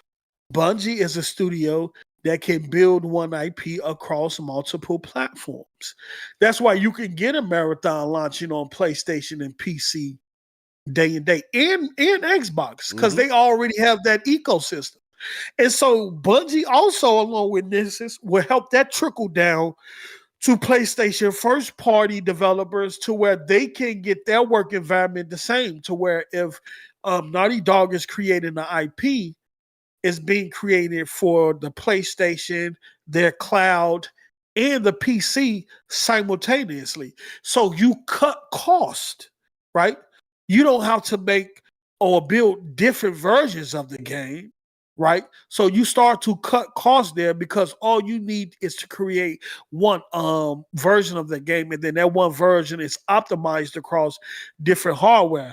I think that's definitely where the direction that Sony is going in, but Sony is not going to tell you that. They're not going to tell their fans that, because they understand how they fans is, right? Then you go to the cloud thing, right? Microsoft they was up front with the cloud thing initially, right? And then Sony don't have to do that. Microsoft only going to the cloud because they can't sell games. They don't got no games. So they got to go to the cloud. Yeah, they got to go to PC Cloud and all these other You things feel because me? they can't do the sales. They can't. They can't maintain business without these other entities. Exactly. But here we are. They don't got no games. They ain't selling no games or no hardware. They got to go to the cloud, right? And then what leaked that job description from PlayStation out of nowhere? Playing PS5 games independent of a PS5. And all of that, never, because I call them the never crew. Every time you tell them Sony's going to do this or that, they say never. Yeah. That's Sony, you know. And no day one into PlayStation Plus. No, not going to PC. Won't be day and date on PC. They told me it will never happen. Right? Sony will never put their games in the cloud. They don't need the cloud. They sell games. They sell hardware. The PlayStation 4 just sold 120 million. Why they need to do with Microsoft? You know, Post Up, I bet there are some people saying they'd never make people pay for online gaming. Hey, yep. You know why they said that in the PS3 era? Because remember, online PS3 era was free. Mm-hmm. Right? And you found out what happens when it's free. Right? Well, what happened was in the era. Not that I'm advocating to pay for online, because I think if you ain't paying on PC, then you shouldn't be paying anywhere. I agree with that. But you was solo. You was back in the era then. Mm-hmm. Oh, you was back in the forum eras before the Twitters and all that. No forum conversations and battles was heated. Oh yeah, it was terrible. But the same thing happened in the PS3 era. Right, Microsoft was charging for Live and it's crazy because I remember when Microsoft announced Live, right, and then they did Xbox Live beta, and then I remember E3 where this guy asked execs from Sony and Nintendo, how did they feel about Microsoft and Xbox Live, and both Sony and Nintendo shitted on and said, we don't think it's going to be successful. Broadband is not that prominent in the homes. And by them going broadband only, we don't think it's going. Well, when that Xbox Live beta came out, and people, and it made people go get internet. It made people. Why do you think I went and got broadband in the home? It made people go get internet, right? Then the next year, right? Because all through that year, Sony and Nintendo was watching them numbers. They was watching how successful Xbox Live was. So the next E3, you know what they did? Both of them showed up with their broadband and narrowband idea. It was just crazy. It was just crazy. But I will say this.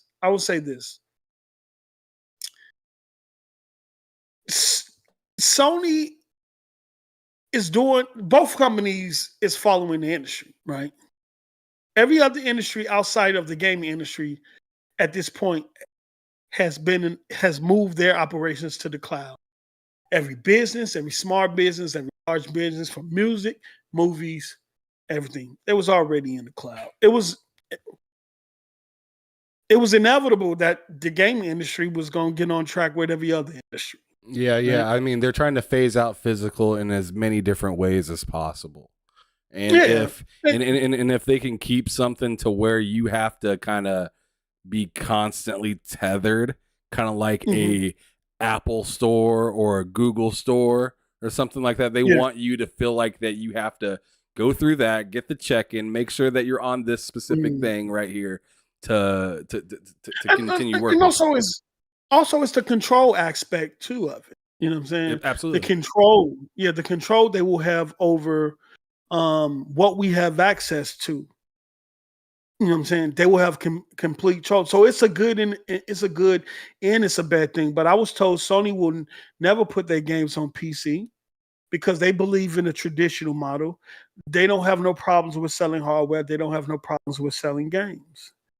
I was told the same thing about cloud. And here we are. Sony is migrating all their first party games over to PC. Here we are. Sony building a cloud infrastructure right now to compete. And the only thing that's left right now is day and date, which they are holding on to. But I'm telling you, at some point, it is going to happen because Jim Ryan came out and said that their current model, the way they do business, is unsustainable. That the old way of them doing in this industry, in the climate that we're in now, the old way of how they do the traditional model that all the PlayStation guys was is unsustainable. But I have a PlayStation 5 right here, right?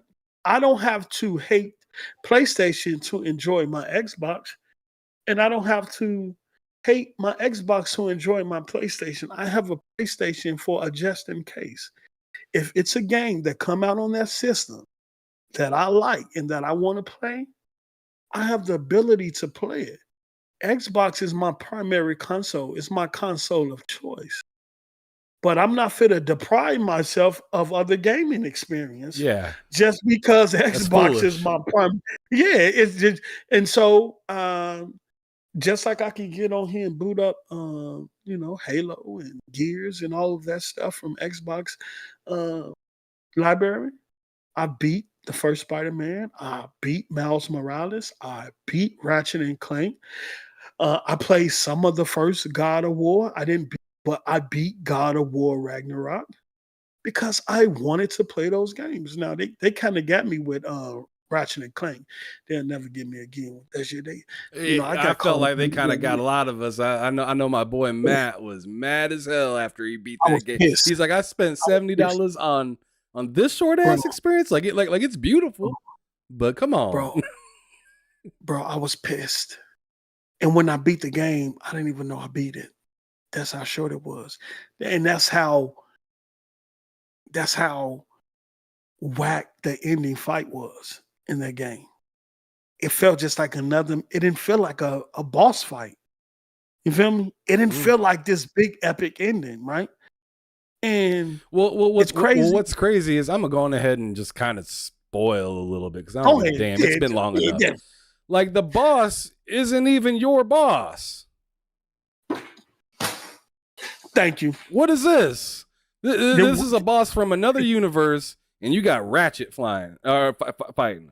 I thought it was gonna be like something where like you're going up against both of them. It's like, but Dr. Nefarious was a bitch. It was like the Dr. Nefarious in your universe was a bitch.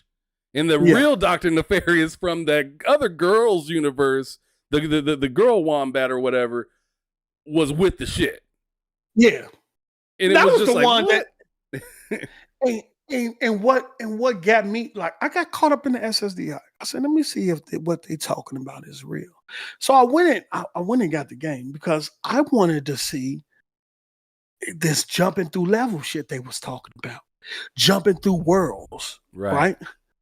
And then I found out at the beginning of the game, all that shit is on rails. You have no control. Yeah. That's you ain't jumping through wherever. You're not controlling. Thank you. And that was my issue. I thought that they was really going to maximize the potential of what they was talking about. I'm talking about, I thought I was going to be able to punch or knock enemies into other worlds and stuff like that. I thought I was going to be able to go into other worlds and, walk around and I thought you were going to like point at one of the rifts and it would like tell you like the name of like the place or like give you some sort of like indicator that you're about to transfer somewhere completely different. But instead you transfer and then it's like, you look around and you're like, there ain't no other rifts. Right. Just going back. And then the feature was only used to get you to move you across the map in certain places. Or if you find these hidden spots, you'll find these hidden rifts and you go in and it was pretty much copy and paste throughout the whole game. But Shout out to thought I Lemon. was He said it's scripted. It was 100% scripted. It And was by the all way, scripted. he had a $2 super chat that I just want to say real quick before you continue. man. He said, Easy Z said, "You're my two great brothers. Love y'all. Appreciate it, Lemon. Thank you for the $2 Man, super chat, shout brother." out to 108 Dragon, man. Let me, man, y'all make y'all support that brother, man. That's a good dude, man. Salute to you, man. Thank you for supporting the show, man.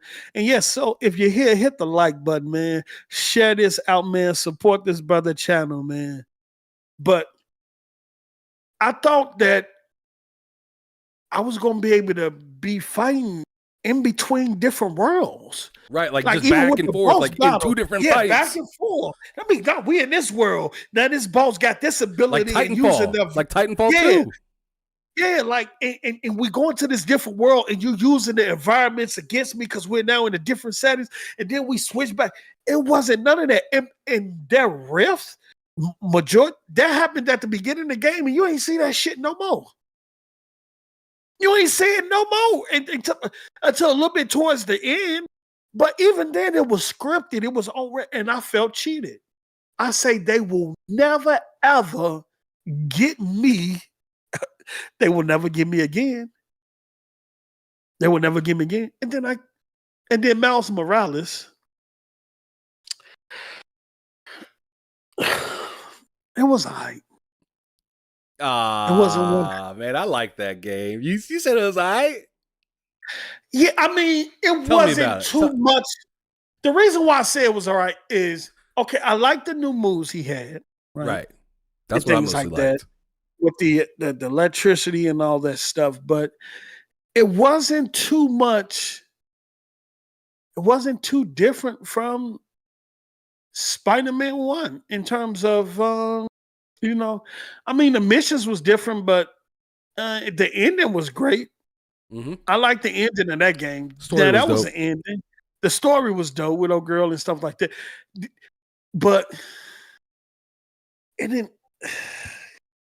I don't know, man. I don't know. I just felt. I know in Ratchet and Clank, they are. I'm gonna tell y'all in the chat. Look at. I'm gonna look at the camera. They will never get me again. They will never get me again. They tricked me. They got me. And I was on Twitter doing all that cap. Yeah, the SSD, this and that. And I went and spent $70 on that game because I thought I was gonna jump through worlds.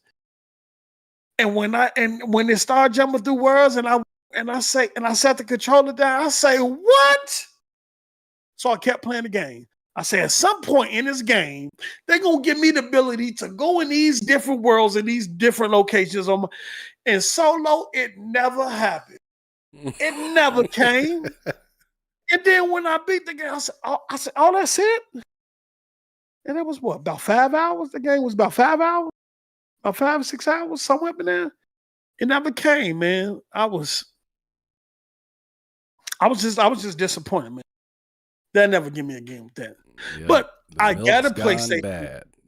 Yeah, I got a PlayStation this gen because I do know Sony first party. They do deliver, with these big cinematic games. And if I see one that I like, I want to be able to play it or have access to it. Even though I be on my Xbox more than my PlayStation. Until recently, I only boot my PlayStation up to update it.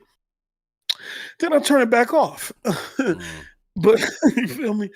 But feel that. yeah. But other than that, and then the controller battery just is I think that controller battery died even when it's off. Because I can charge that thing up and sit it to the side.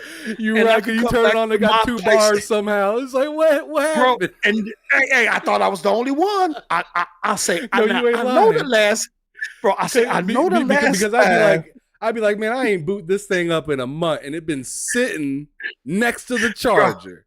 I know that I charged it before I set it right over here. Hey, I thought I was the only one. You charge it up, you get 4 or 3 bars, you turn it off. You say, you know what? The next time I boot it up, I know that controller gonna be full charge. I'll be able to do it.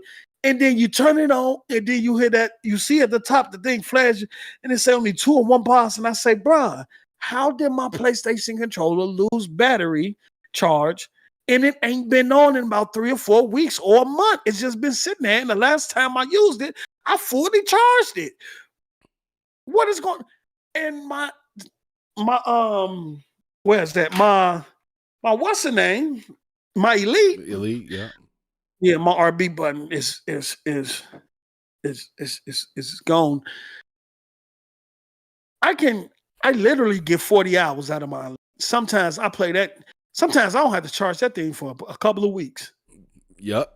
Same. I'm talking about and bro, when they say 40 hours, they mean 40 hours on that joint. But that PlayStation controller, I don't know what's up with that. And if that's the same battery that's in that the Pro Project version. Q or the Pro version. Oh yeah, the Q Lite. Either or, then y'all gonna have some problems. Y'all gonna have some problems. Yeah, you're gonna be connected to the wall, that's for sure. All right, so now I mean we pretty much got to the end of that topic, but one little kind of side piece to the topic, or something that kind of runs into the next topic that we're going to be talking about, is the Activision Blizzard deal. Now, I don't want to go through like every single piece of it. Everything. We ain't doing that at all. But the reason I bring that up is because I want to know what made you a person to kind of take the forefront of something like that, because I feel like I either see something from Florian or Post Up. Well, let me tell you how all that originated. I'm interested. Shout out to Florian. When the Activision deal was first announced, everybody went through this like, wow, this is happening, and then after that, it kind of died down a bit, right? It kind of died down a bit. And then I don't know when and I don't know why, I started grabbing, I did die down a while. I went back, started research, look on what's going on, right? And so while I was finding these articles, I say, hey, start tweeting this information out, right? And so there was a OT thread over at Reset, right? Okay. That was created by Idas. Idas is a lawyer from the UK, right? And so he built a thread around the acquisition, and he broke down pretty much everything about mergers. If you had any questions about what a merger is, what's the process, anything, go look at that thread over at NeoGAF. I mean, it's just filled with information. And so I started reading that OT, like from the first page. I started going through all the pages. And then I found out it was other lawyers in there from the United States and and it was other mergers and acquisitions lawyers in there. And everybody was in there giving their opinion, breaking down things. And I say, okay, I got some understanding. So I took that understanding that I was getting, and I started to share it on Twitter. And it just started taking, that's how I found out about Florian. Now, I know Florian has an issue with NeoGAF and Reset Era, but if it wasn't for Reset Era, I wouldn't know who Florian is, because that's where they were initially posting his articles. That's how I found out about his website over at Reset Era, right? In that discussion thread, which has over like 3 million views, over 250,000 of replies and discuss. It is crazy how big that thread is. But so I started grabbing his links and his articles off Reset Era, screenshotting them, and posting them on Twitter. And the more I did it, the more friends, followers I got, the more views and likes and then people started jumping in the comment section like, thank you, Post. You're the only one that's really talking about this and giving us updates about this. Because this mergers and acquisition is new to us. Right. We don't know no damn thing about no mergers and acquisitions. I'm not a lawyer. All we knew is that Microsoft was acquiring Activision. That's all. And so when I saw it was a need for the information, and then I saw people start asking questions about what did this mean? What do that mean? What does this mean? Then that's why I went to the source. I went back to Reset Era, where you have lawyers like IDOS, and a few other Pixie, I think, and a few other names I'm forgetting, where they was over there having discussions breaking this down. So I start quoting IDOS and taking his information and bringing it to Twitter, because I know people don't have the patience to sit there and cipher through 300, 400, 500 pages of discussions on the forum to try to look for something. So I will Which take you're doing all, that. which I was doing that, which I was is doing, wild. which is still doing it, because I had caught up to enough of the thread before it got like it's over 1,000 some pages right now. That's probably the biggest and longest thread over on Reset Era right now, if I'm not mistaken.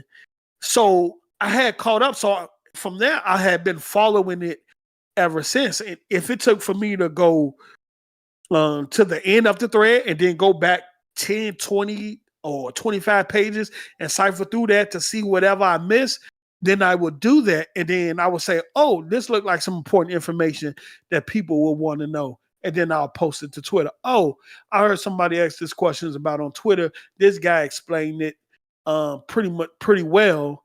Then I'm gonna go post it on Twitter. It wasn't about stealing other people's information. It was about going to people that worked in that specific area and getting understanding from people who do that for a daily job, and then taking that information and giving it to people who's looking for that clarity and that understanding, because there was a lot of questions at that time.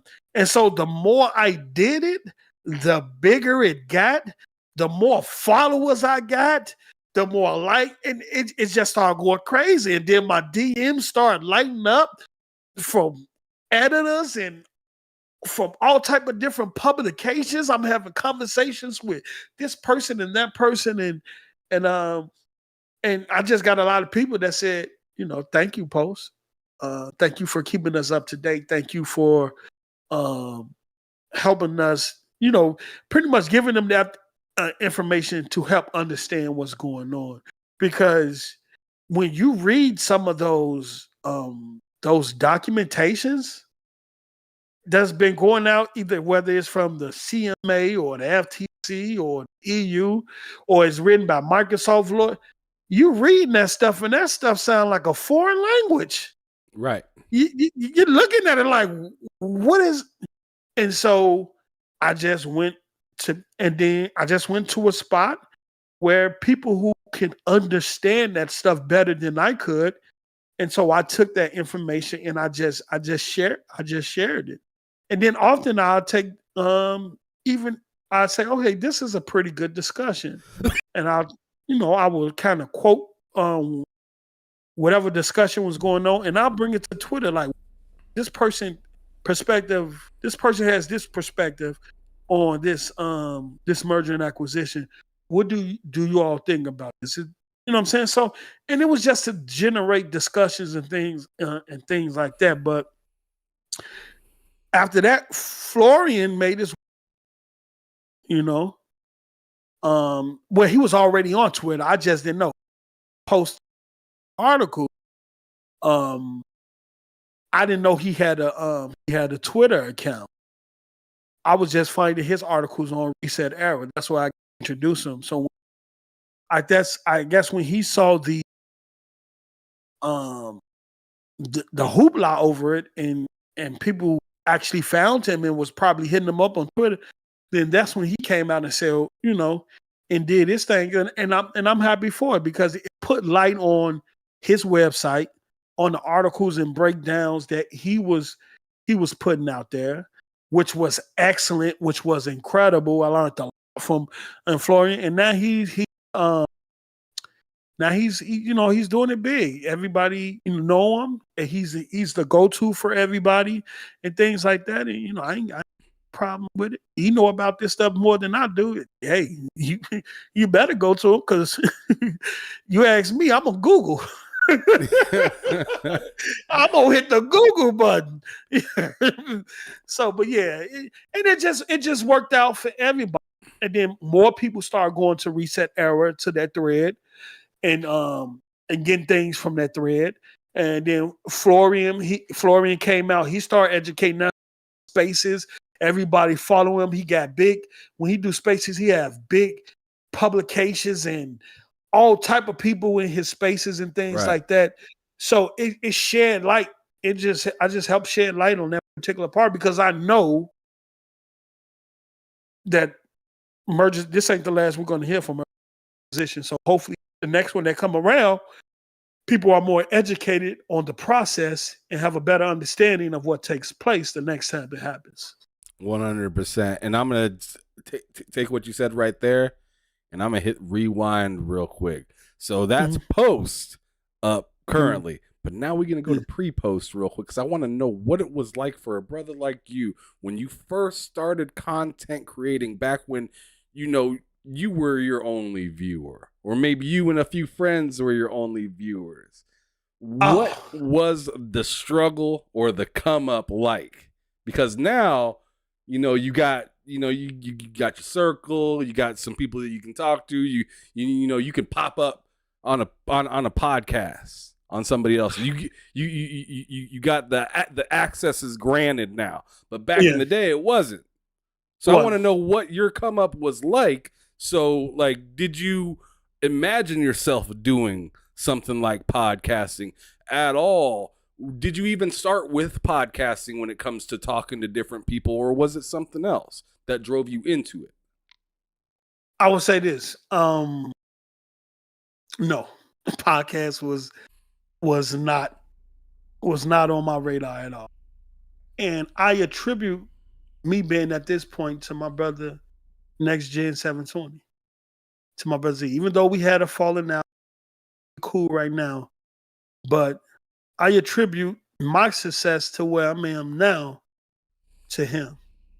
Him and my brother King's Blood.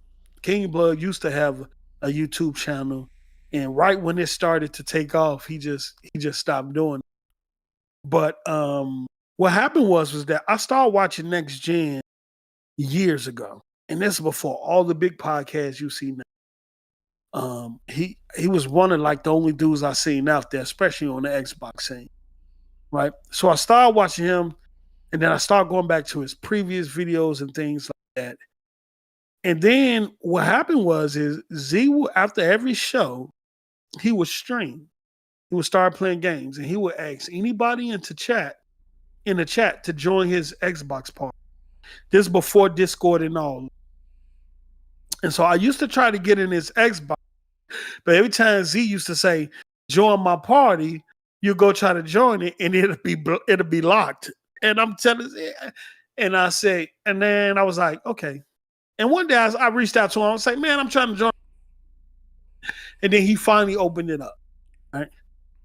And then it started there in the Xbox parties. From there, me and Z locked in on the Xbox side. Right. Mm-hmm. Then one day he brought me over to his show. I think he had two shows. He had a show Monday, Tuesday, and and this was right after the time that BTGS or BG, I can't even.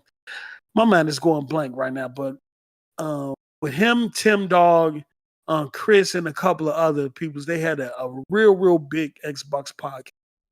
And it was around the time that was pretty much going away. Him, Crap, they just had a big podcast, and everybody was going in different directions. And so me, Z, King's Blood, and I'm forgetting somebody. They're gonna be mad. I'm forgetting somebody. But it was four of us. We created the Broadband Bullies. And that's when Z started bringing me on his shows. And while I was on the show, he used to send me text messages saying, do this, do that. He was basically just, teaching me and helping me get relaxed and comfort, things like that. And that's how it all started. So I was on his show for a while. I think it was about three or 4 years. And during that time, Z used to tell me, everybody watched my show, right? And I'd be like, yeah. No, Post, you think I'm bullshitting, but everybody watched my show, right? And come to find out, everybody did watch his show because people wouldn't know about me if they wasn't watching his show. And so after a couple of years, Z say, I think it's time for you to branch out. I think it's time for you to start building your own brand. He said, get out my nest. Yeah. He said, I think it's time for you to start building your own show. Keep it within the family. You go out there and build, you bring it back to the family. We all keep it with the family. But I think you're ready to get on your own. People rock with you. And it came from me going against the Porter Rocks, going against the Black Barons, going against the J-Dubs on his show, doing the debates and things like that on his show. And I used to, at one point, it used to be me by myself as the Xbox guy, going against Z, J-Dub, Porter Rock, Moss, by myself. I used to be on that scrap. Get your legs beat in. I used to hold my own. Sometimes my legs, but I broke legs in the process. That's why they know me. That's why they and when Z started seeing people ask for me in the chat, when people start putting my name in the chat and stuff like that, he says it's time to spread your wings. It's time for you to get your own. Set up your own show. They rocking with you, Post. He say, I believe in you. I believe you got the talent to do this. And King's Blood told me the same thing. Matter of fact, if it wasn't for my brother King's Blood, I wouldn't even be on Twitter. Because I didn't even have a Twitter account. My guy King's Blood told me, Post, you need to sign up for Twitter. You need you a Twitter account. I got on Twitter. Post, you're not tweeting enough. You need to be more engaging. These the guys. Man. Z and King. These guys was on me like that. I will never take this away from neither one of them guys. Despite whatever falling out that me and Z had, that brother talked to me every day until I got to this point. Because even when he was telling me what I need to do, I didn't do it. And he used to tell me damn near every day, Post, you need to do this. Post, you need to do that. So I will, no matter what me and him goes through, I will never take that away from him. Because he always pushed me to do this. Because he always seen something in me. He always seen something in me. And I wouldn't be here with the state of gaming. I met Noah through him, Mello. People wouldn't know me if he didn't school me, bring me on his platform, and allow me to build my platform off his. Very few people do that. Very few. He said, come in. I have a platform. Use my resources. Use my audience. That build your own. You got it. It's right there in front of you. And then Lemon's I started. One of those kind of guys right now for me. Man, Lemon's one of those kind of guys. Lemon was back there. See, a lot of people don't know. Me and Lemon go way back to that time. Before Discord, before the YouTube channel. When Lemon was in those Xbox parties with us. Before all of this. Lemon, no. I remember when when Lemon first came, I told Lemon when I first heard Lemon say, "Fine," Yeah. I said, "You need to run with that. You need to run with that. That needs to be your niche." Mm-hmm. You know what I'm saying? So I knew 108 Drag. I don't think people. I knew a lot of these, and that's why I say I knew a lot of these game community because of Z. You know what I'm saying? However people feel about him, I know some people like him, some people don't like him. But the person I know him to be, outside of the falling out of the petty stuff, was a person that always pushed me and motivated me to do this because he saw something in me that said, "Look, you're right for this shit. They rocking with you. You need to take advantage of it." And I'll never take that from him. And he did that for not just first, and I'm probably not the last person he has done that with, but he's done that with so many. But yeah, that's how I got here. That's why I'm able to sit here on this show. That's why we're able to have this conversation, because that man took his platform and allowed me to build my own platform off his platform. He pushed me. He taught me, you know what I'm saying, and everything of how to do this, you know. And that's why when my first solo show I ever did, I was comfortable with doing it, but him and King's Blood, because King's Blood always critiques me. I don't care what it is. If King's Blood sees something that he don't like or that he feel is not me, either he's gonna call me on the phone, either he's gonna text me, and he's gonna tell me to my face, no sugar. So when I did my first ever podcast, people knew me on Z Show for no one didn't get rowdy and stuff. And then my first podcast, I'm like, nah. Yeah, you're very relaxed. And yeah, and King's Blood hit me like, what you doing? People come to see Post Up. Who is that on the camera? Who is that on the mic?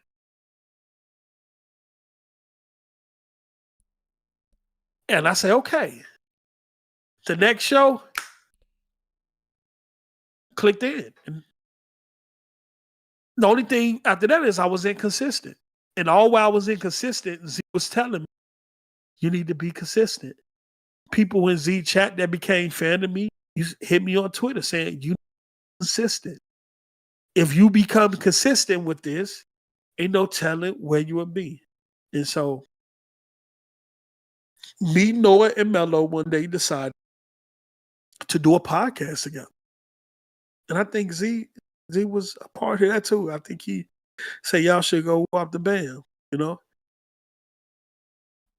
And Noah, and Mello decided to do a podcast. Mello already had the name. He had already had design. He say, I had some in my pocket called State of Gaming. He go to logo, woo up the band, woo up band. He already had it, not signing nothing. I say, okay, we running with that. And then our first show we did, we jailed so good. It was just on for that. Even though we had we had that many people in the chat. I think my first show, I didn't have that many people in the chat. It took me a long time to crack 50 people watching. Tell me about it. I'm here on I'm about to hit 2 years, and I'm still cooking. You know, still trying to find my footing and everything like that. It is better than it was for sure. Yeah. But them growing pains is I'm always very interested in to hear other people's growing pains. But you know what though? During my younger years, my teenage years, I did music. I recorded music, I rapped, I performed in front of a lot of people, for artists and everything. And often in some of those shows, you'll have 5 people there, you'll have 10 people there. You might be performing in front of people that's sitting there that ain't even paying attention. Yeah, they didn't come here to watch you, but you just happen to be there. Right. But that taught me, no matter if it's one person or if it's 1,000 people, you perform the same way for one person as you do for the 1,000. Right. That trickled over into YouTube. So when I seen them low numbers, I didn't care because I was talking to the few like I was talking to the many, right? And I maintained that. And I maintained that. And so I don't care if it's one person watching. I'm gonna try to give you the greatest show I can. Right. And so now we at a point where, we have hundreds of people watching. The highest we probably went was probably 200, but that's not constantly. So we're somewhere in between 100 to 150 watching, but we had to work our ass off to get there. And to you, I say this: keep doing it. It only takes a little to gain a lot. It only takes a little to gain a lot. You know what I'm saying? You could gather enough pennies. You could gather enough pennies to make $1. At some point, less do become more. I say YouTube is about consistency, right? It really is. It's just like putting that penny in those water jugs. Remember those big old water jugs that you flip upside down? I got one right out there. Yeah, I got one right there. Like you just unload the pocket change and just toss it up in there, and it don't grow for a couple years. Yeah, thank you. That is the perfect example. Brother. And me and you are on that same journey right now. We're putting pennies in that container out there. And at some point, it's gonna fill up. Mm-hmm. If my wife don't keep coming by turning it upside down whenever she needs talk about it. Whenever she needs some extra change, but I would tell you like they told me. Stay 10 toes down, stay consistent. Keep doing your thing. Keep building. They will come. So that's how I got to where I'm at. And what I didn't know is after me and Z fell out, right? And I had took time away from his show, and I started really focusing on. That's when I really get focused on the state of gaming thing. And so I got real serious with Noah and Mello because they was on my too about, hey, we need to do this, we need to do that. That's when I found out how many people in the community that knew of me. Because I didn't know. I did not know. And one of the things he used to tell me is that you'll be surprised who watch your show, right? So even if you have 10 or 15 people watching, somewhere in those 10 to 15 people, it's somebody watching probably wouldn't even expect is watching your show. And I didn't realize how many people knew of me. When like the last 3 or 4 years, I was only known for being on Z's show. Mm. And so that let me know that, at some point, you didn't even know you had a following is what you're trying to say. I didn't know. I did not know. And I didn't know that other content creators rocked with me like that. I did not know. So now let me take that and transition it back to what we were just talking about with the whole Activision thing. And like I said, we're not going to get into all that. Yeah, stuff, but I get to going deep into that, but yeah, I got you. But I want to know now, after talking about all of that, the come up, working with Z, working with Next Gen, working, alongside on podcasts with like maybe Tim Dog and other folks throughout the time. Mm. Now you're starting to see, at Post Up, SOG, from people like Lulu Chang. Yo. Saying thanks, Post. How does that feel? Now, to know that you came from being maybe not nervous to do your own podcast, but like, you know, unsure of how to like conduct yourself. And now, you know, like the suit and tie is already pressed every morning now. You already know what you're doing when you walk in the building. You know what is crazy, right? I got clowned a lot for talking about the ABK or reporting on the ABK merger with Microsoft.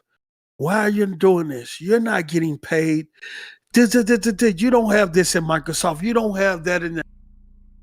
But doing that up until this point lets me know. I found out that I had people watching my tweets that the same way with YouTube. You never know who's watching your show. Right. You never know who's watching your tweets. And I'm telling you that doing this whole process, it's amazing of the people that's following you. And then it's amazing you find out the people that you're actually keeping up to date. Shout out to Lulu. Lulu is incredible. I loved her take throughout this whole process and how she was straight up no chase. I think it was kind of a good cop, bad cop thing. Microsoft was a good cop.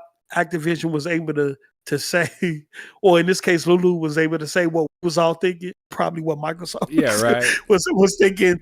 Some dirty interrogation kind of feeling like, man, this dude's an asshole. I want to talk to that guy. But shout out to her. Lulu is a very cool person, and she replied to my tweet, and people got mad at her because and mad at me because it was like a call and response, and it was something that I was doing on the freeway tweets. I'd be like, Lulu. That's how I'm hearing it in my head, but I'll type it out. And on that particular day, she responds, post on, and I'm like, salute. That's an executive of Activision. You usually see Microsoft executives out here talking amongst the gamers. How rare is it that a Activision executive that's a part of that board will respond or reply to one of your tweets? You know what I'm saying? And so, man, shout out to her. She cool. And that lets me know that, she's been following my updates as well on this whole merger. You know what I'm saying? Yeah, she ain't shouting everybody's name out, right? Yeah, she's not shouting everybody's name. And like I said, I know big time editors from big time publications in my DMs and stuff like that, I haven't said anything about. Well, right now I'm talking about it, but that's just reporting on that merger has so much attention from people that I never would expect it. I'm just appreciative of, you know what I'm saying? But people took that and started memeing it and doing all disrespectful type of stuff all over our console. And, it was just, I can understand, hey, she shouting me out. Keep it at that. But to go meme talking about I wanted to have a birthday party and what they say, they call me what they say I was? I forgot that little word. I was thirsty? No, I'm not thirsty. They call me a simp. Oh, simping. They say I was simping, right? And then I had to go, Solo, let me tell you something. I had to go look up the word simp, right? Oh, shit. I had to go with the word simp. And, and it says, when you're constantly looking for someone's attention and don't get it, right? You're constantly looking for someone's attention. You're doing everything to get some attention and you don't get it, right? But when I said Lulu responded. It was like a call and response. He said, post on, right? Mm-hmm. So that would make me a simp because Lulu actually following. I'm following her, and she actually responded to my tweet. Now, Solo, I will ask you this. If you're on Twitter all day, making memes of Jim Ryan, praising Jim Ryan, making tweets about Jim Ryan, and he's neither on the platform, see it and gives you no attention or no response. Solo, who's the simp? I mean, I think it's pretty obvious. The court is Who's adjourned. the simp, Solo? Who's the simp? I got a response. So that means I think the simp in this situation is the person that just doesn't seem to know how to just let live. They have to constantly remind you that, hey, you're not quite as good as this, or you're just trying to be that, but you can't be. Yeah. We're better. Like that is simping. Simping You is feel just having to constantly remind somebody that didn't ask what your opinion is.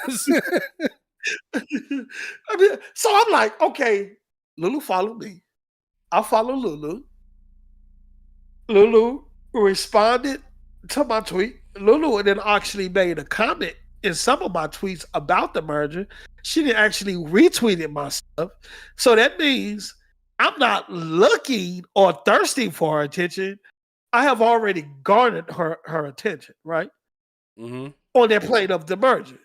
But you guys, you're memeing Jim Ryan, you're praising him.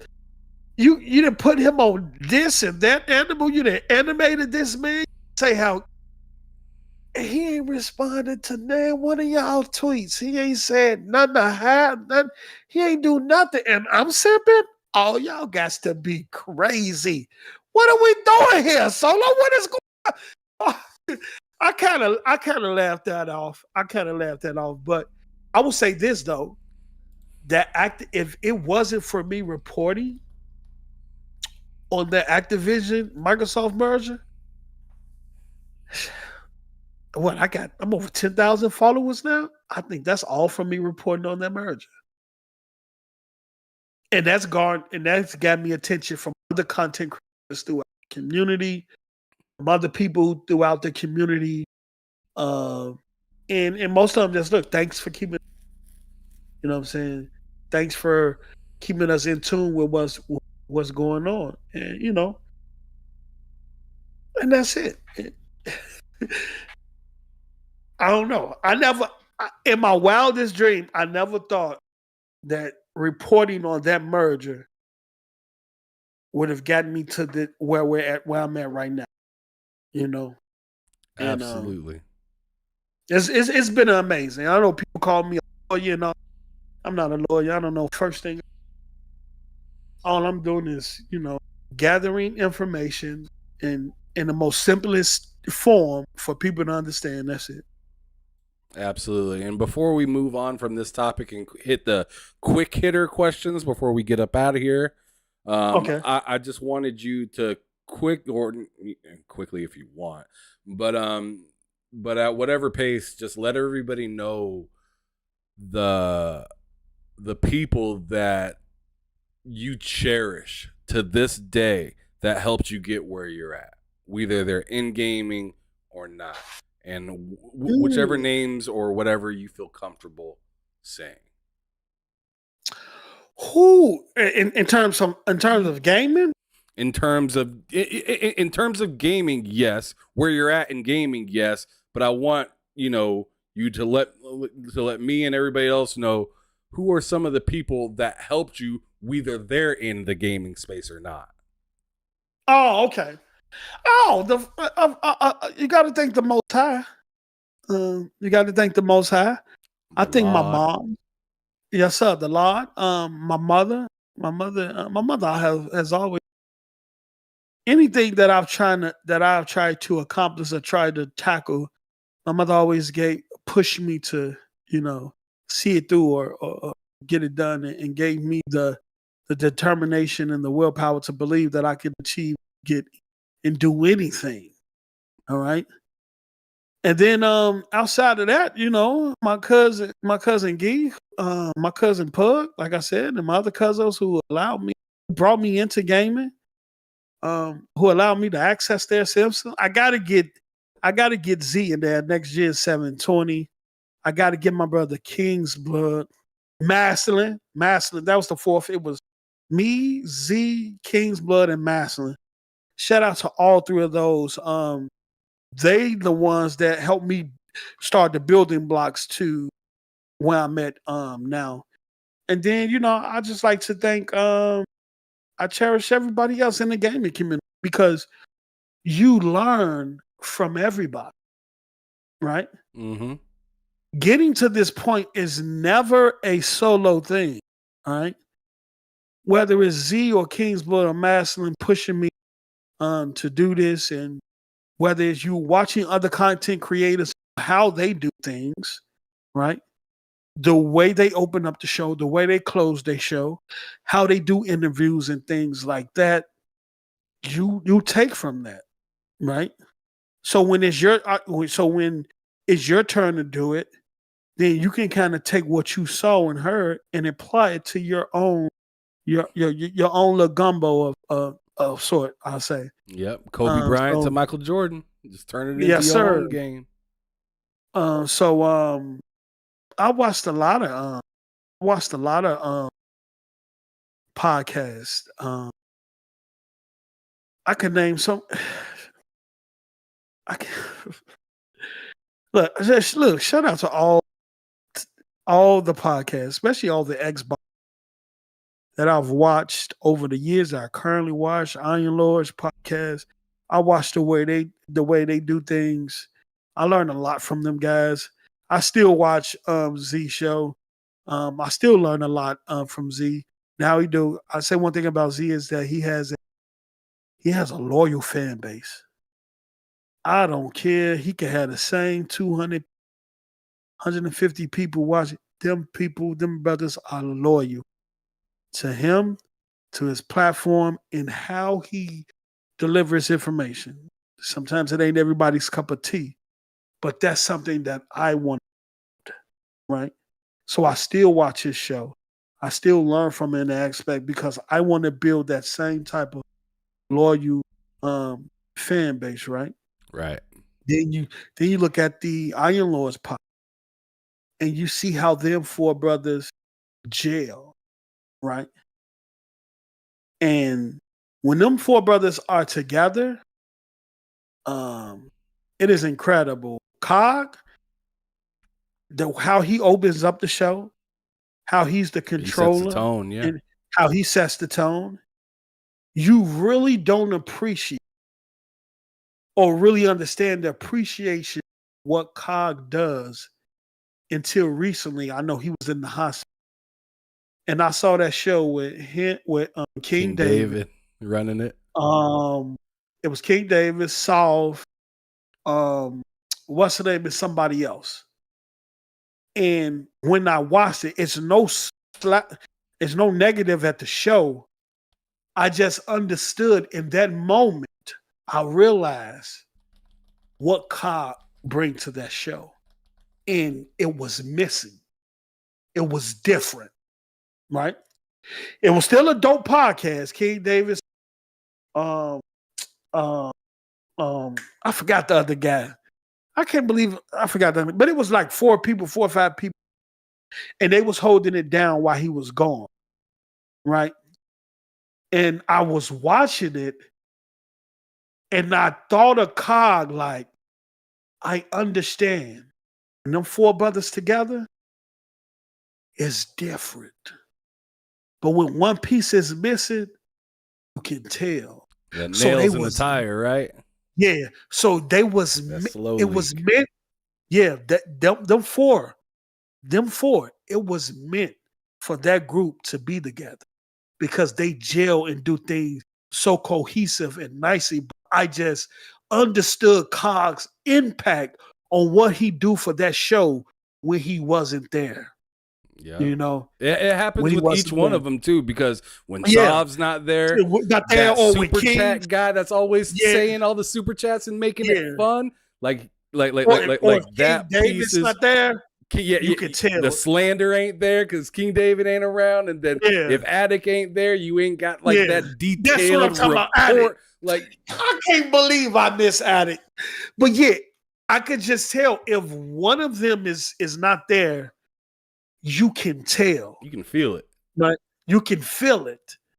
But when all four of them brothers are together, oh, so I try to I take that and try to build that camaraderie with Noah and Mello. And maybe we might get it's three of us now, but maybe we might get a fourth person at some point. But I take from that in terms of how Cog introduces the show, how he set this tone, how he introduces everybody, the pace, the flow of the show, keeping everybody on track and things like that. Those are the type of things when I'm watching, I'm not just for the information and the conversation that they're having in terms of the game. I'm also watching for that so I can take from that and learn from that to apply it to my platform. I still got way to go because I will look at that. I say, okay, well, that, and then the show start, and then I'm just all over the place. So it's going to take some consistency, but yeah, that him. I used to watch Tim Dog when he used to be on. I think the Team Xbox podcast that I think is still going on. I even used to watch some PlayStation podcasts. Jabari podcast. I've watched Porter Rock. So many Nintendo Black Baron podcast. He's Nintendo. So I'm watching both sides of the spectrum because I know at some point I can take something from these guys to apply to what I'm trying to do, and that's here. SWB audio capture not registered. Uh-oh. Did your audio go down for a second? Definitely up there. There it is. Okay. But we got a $5 super chat that I want to go on ahead and read off real quick. We got Blaze 4K coming through saying, what up for $5. I appreciate you, brother. I've been wanting to get you on here at some point, but reaching you is not easy. And I can't hear you. I've seen, oh no, it's Alex talking about you not picking up the phone and stuff like that, brother. So I know that you be having a hard time sometimes getting back to people. So just let me know, brother Blaze. If you got some time, holla at your boy. I'd love to have you on sometime. We can set it up sometime about a month and a half ahead of schedule because that's how I always shout out to Blaze 4K. That's how I always schedule stuff. I always schedule about a month out or so. I had Post Up actually scheduled for early August, and I had to move him because I had a little birthday vacation and whatnot that I went on. So I appreciate Post Up for being flexible with your boy and whatnot. But anyways, let's hit these quick hitter questions so we can get out of here, play some Starfield, do whatever we want to do to relax. I know, you ladies left the building right now, so you could, stretch out, do what you want, take up the whole bed if you like, you know what I'm saying? I mean, that's a real freeing feeling if you got a wife. You already know what it is. But but let me ask you now, since we're hitting these quick hitter questions at this point of the show, what is a gaming genre you refuse or don't really like to play? Can you hear me? Oh, you can't even hear me. I can't hear you. Oh, damn. Well, that would be on your side.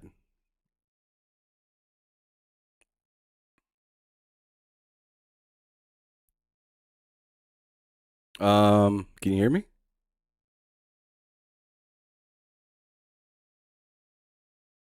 I can't hear you.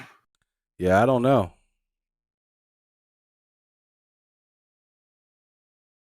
I don't know, bro.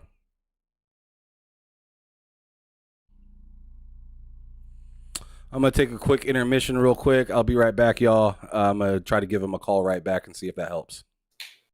Welcome to the Behind the Sticks podcast, brought to you by TSWS Gaming. Come and talk to me, Leonard Ray.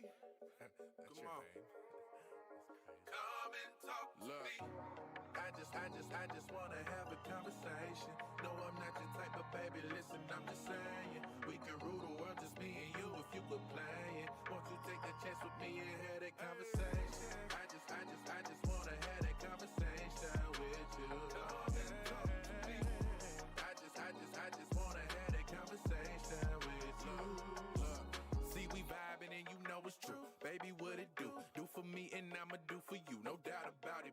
I'm a Midwest king, looking for myself a queen. Ready to chase a dream with a dope self-esteem. You find it in all I know, and that's for real. You get to shaking that ass on the floor, and I see what's real. No disrespect, I just tell it like it is. Do you ever want some kids? What your ultimate goals? Maybe I can help with those. The mo was broke when he made you a blessing. You looking like a whole buffet, and I need some seconds. You say you had promiscuous ways, that was back in the day. I'll be alive, I say I did it. That shit was a phase. So baby, take this journey with me.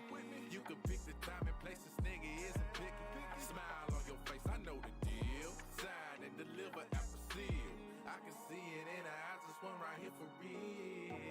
I just wanna have a conversation. No, I'm not your type of baby, listen, I'm just saying. We can rule the world, just me and you if you complain. Won't you take the chance with me and have that conversation? I just wanna have that conversation with you. Love and talk, yeah. I just wanna have that conversation with you.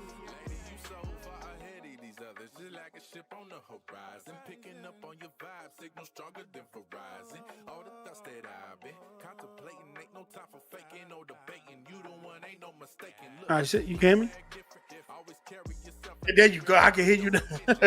Yeah, I had to shut down and restart it, but I can hear you now. But it just cut off. Yeah. All right, let's go. Let's do these quick fires. Yeah, let's get these quick fires done, bruh. Let's go on ahead and get it knocked out. We back on the screen. We back live. We back doing the damn thing. I appreciate y'all for sticking with your boy. Let's knock out the rest of these questions that I had set up for you. So the first one I was asking was, what was a gaming genre that you refuse or don't really enjoy playing? RTS and those, what's the name, JRPGs, not the action ones. I could deal with the action ones, but the ones where turn-based, Like turn-based ones, oh, like Persona and whatnot. Well, you got to take. Well, I hit you, and then you got to wait. Oh no, we're not doing that. I'm not doing. And then the RT, I'm not. That's why I never got into the Halo RTS and Right. But that turn. Oh no, I'm not. I can't do that. You mean I can't just? I don't have the freedom to just go in boop boop. No, you got to take turns. A lot of people say it's more complex. It's more it's more strategy. strategic. Yeah, but nah. So those are probably the genres. Yeah, no worries. I'm very much like that too. The only way I'll get down in a turn-based game is, man, that story got to be hot. That story got to be hot. But moving on to the next question. What is your favorite studio and what video game best represents that studio? Damn, that's a good question. That is a good question. Best studio. You know what?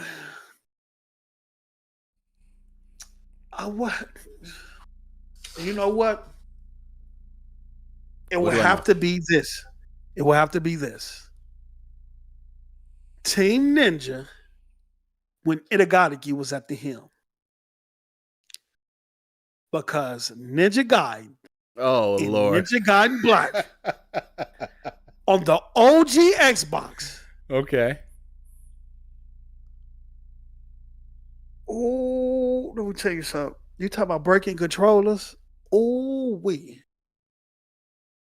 that game is still one of the greatest games of all time to me.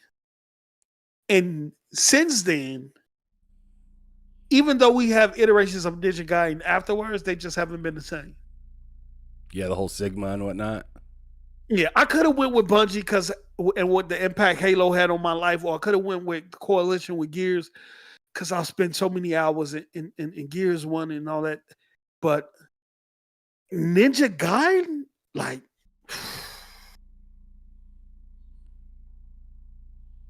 it was just different. It was just different. The first time that I experienced AI that would literally chase you down, like where you couldn't run.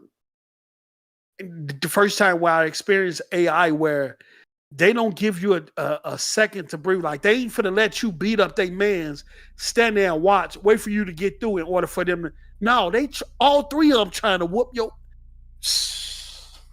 And then the boss battles, it was just, man, I would say Team Ninja with Inagati was at the end. And I wish Microsoft would do something with him, pick him up or something. Man, I did not expect to hear that. That's the first time I got Team Ninja on the board, so I can cross that one out. That's what's up. That's what's up. All right, now the next one is, what game are you most excited for next year and why? Whew. So many games. What you got? What? Hellblade 2, Avowed. Then Microsoft said there's some games they haven't announced yet. I haven't announced for that year. Let me see. Take a breather. I don't cap. I'm gonna be honest. I haven't finished Hellblade 1 yet. I haven't finished that yet.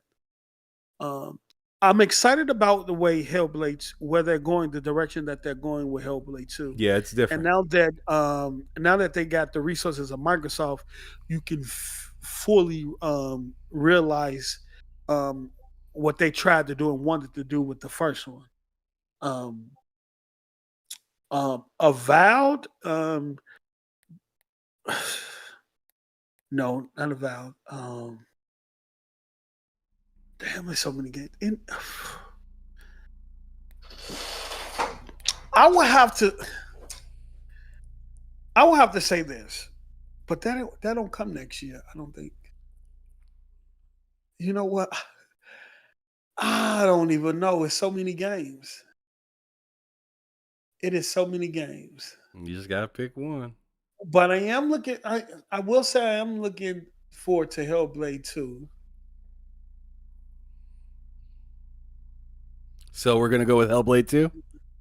We'll go with it. It looks. The next question isn't any easier. Playing Hellblade 1 for the time that I've played it, which I have to go back and finish it, which I might finish that before I play 2. What they did with the audio in that game, in terms of it was surreal. When I with these on, like, oh, your camera isn't on, bro. It ain't. Hold on. Nah, let me see. It ain't been on this whole time. Oh, my bad. with these, yeah, it sounds amazing. Now, if Gear 6, because I'm a Gears head, if Gear 6 was coming out, or we'll hear about it some next year, I would have picked Gears. But I can go with Hellblade 2 for now, because right now I only know of Hellblade 2 and Avowed. They're going to talk about Indiana Jones next year, but I don't know what that looked like or anything like that, or even if it's going to release next year. So I could go with Hellblade 2, because I'll probably play Hellblade 2 before I play Avowed. And that's just my honesty. Man, I just want Fable to drop. Yeah, see, I never got into Fable. Ah, man, those type of games. Yeah, those type of games. My brother was an RPG. I used to sit and watch him play RPGs. My brother was the RPG head, whether it was on PlayStation or Xbox. So he was able to play action or turn-based. And a lot of RPGs I watched him play were turn-based. That's why I don't like him, because I used to sit there and watch him. And to me, it used to be boring. But to him, he used to be like, you don't understand. You this potion over here, then you take this and you level this up. And I'm like, yeah, all right. All right, we're down to the last 3 questions, and this next one is no slouch.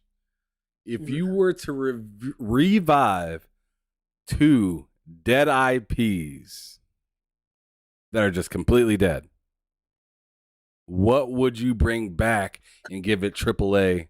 I got that work. All right, let's. I got you. The first one out the door, we bring it back. Crimson Skies. Oh shit! Wow. First one out the door, Crimson Skies. I'm gonna tell you something. See, these OG Xbox. I ain't really getting to talk about the OG Xbox. I just touched on. Let me tell you something. Crimson Skies on Xbox Live back in the OG days, bruh, crazy. it was never a point that there was empty lobbies on Crimson Skies. And even when Xbox Live was about to be shut down, Halo was the last game that held on, but Crimson Skies was right there. Crimson Skies still had 1 million players before Xbox Live shut down. Let me tell you something. That airplane game was super addictive. And I think I always wondered why Michael, and that's a genre that has been left alone. Mm-hmm. Right now, that genre is open. And I'm not talking about the other one. What's the other airplane game with the jets in it that's made by the Asian developers? Are you talking about Ace Combat? Yeah, I'm not talking about that. I'm talking about Crimson. Please either remaster it, do a remake, reboot it, or whatever. Let me tell you, that game was so addictive. It was just as addictive as Halo. And it was incredible because even Sony had to come out with their version of it on the PS3, which was the what's that joint? Wing something. Wing Commander or something? I don't know, probably not that. They had a game that was similar to it, but it was different. But even they had a version, their own version of PS3. But I'm telling you, Crimson Skies, we need that. We need one of those because right now the first person shooters, the third person shooters, that's cool and all. I think it's a little bit saturated with it. Bring back a Crimson Skies type game, something that's totally different, right? So I'm bringing that back, right? Because I spent hours in that joint, right? Okay, what's number 2? Number 2, I will bring back, and we talked about this early. Oh, yes, Cruising, let's go. Cruising Let's Frenzy. go. Yes, I was hoping you're going to say that. We're going to bring it back as a games as a service, right? Then, and you have multiple teams of 4 battling it out over these incredible maps, right? And we bring it back, Twisted Sister. I'm just saying. I'm just saying. If it's, I think it's a, and then you do this, right? See, in the original Cruising Frenzy, it was no upgrades or nothing like that. You couldn't upgrade your players or anything like that. But in this one that says a games as a service, you allow upgrades to upgrade your characters, give them new ability, new fighting styles, new things like that. Boy, let me tell you something. Hey, you got people running around as squishy characters, bumping people all off the map and stuff to get to a finish line. You can't tell me they can't bring back Cruising Frenzy in an updated form to take in a modern day form. Yeah, give me an adult version, please. Yes. Because I mean that Fall Guys stuff, it's cute, it's fun. And that and that cute thing is not really my jam. Yeah, allow me to upgrade my character. Allow I like me the trash to talking that Dub used to do, and all those people in the game. They used to talk trash, and then if you win, I remember Dub would be like, "It feels so good, it hurts," and I was like, "Oh, damn!" And then the comments, you lose. He said that loud to make sure everybody heard. You Dub wins. But bring me back that. Allow me the ability to upgrade my character, upgrade the fighting abilities and things like that. Team-based XP, all that stuff. Just let's do it on a bigger scale. Party games are still in effect. Why not? Why not? You know what I'm saying? Because back then on that one, we all pretty much had the same combo. You know what I'm saying? You know what I'm saying? Trying to get the orbs, fighting to get the orbs and getting the orbs into the drop spots and things like that. So yeah, give me Crimson Skies. Because I think that's so I think it's so much of the same going on right now in the Yes. industry, right? And the only way you're able to get a little bit of diversity in something different from the norm is if you go down to the indie level, right? That's where you start seeing innovations and things like that. But on the triple A level, we haven't really got none outside of Starfield that just dropped. But we haven't really got none that's really blown open the genre. You know what I'm saying? We get Call of Duty every year, we get Madden every year. 2K. Fortnite, we getting all of these games every year. We're gonna get a horror game in there, and that horror game is gonna remind you of this previous horror game that reminds you of that horror game before that horror. Like, and that's why I went with something like Crimson Sky, because I don't see no multiplayer combat airplane games that was in that Pacific time, in that Pacific art style. You just don't see it. You see it no more, right? Mhm. And then with Fuse and Frenzy, it was just different. It was just different. You had a character, and you was able to fight over these orbs. You didn't just snatch these orbs away. You had to beat them up, take their orbs. You know what I'm saying? And then you could chain the orb. You could get multiple orbs, then the orbs would get bigger. And but yeah, give me Crimson Skies and give me a modern day Fuse and Frenzy. Love it, man.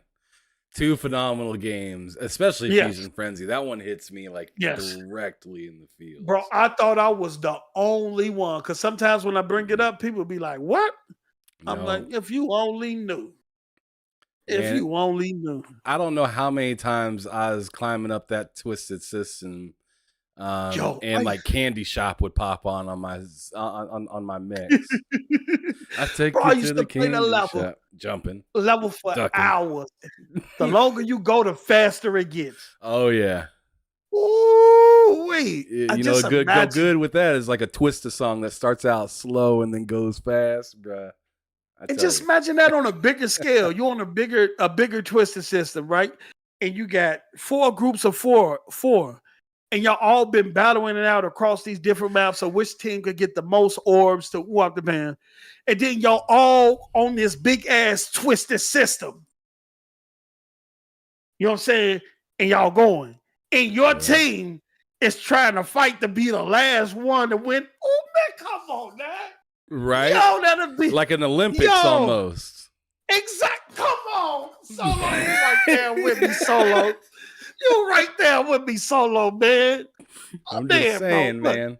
I thank you. Somebody could finally appreciate Fuse I would and love. Frenzy like see the reason I love that idea, the whole Olympic idea thing, is because usually people specialize in a in like a specific sport within that. So whether it was Twisted System or like the roll cage thing or cutting out the things. It'd be dope to work with a team, and like there are some events that are together, but then there's some that are separate, and you're really relying on the person to help your team move forward.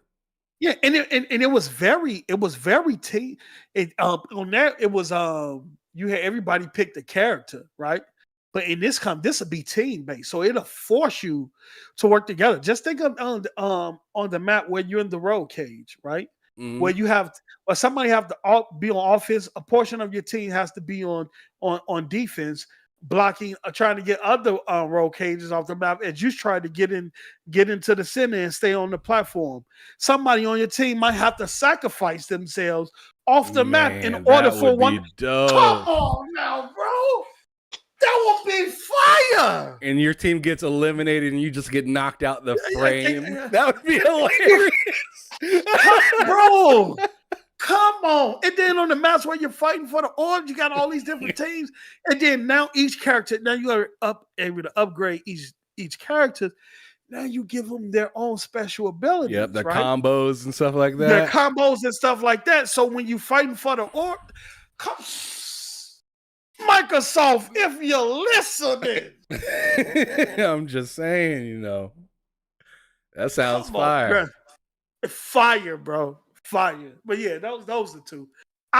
to this day, I've always talked about Crimson Skies. I don't know how many people got in, but back then, I don't even know why Crimson Skies didn't even get a sequel, because it sold at the time, selling over 1 million copies or getting 2 million copies was big back then. Right.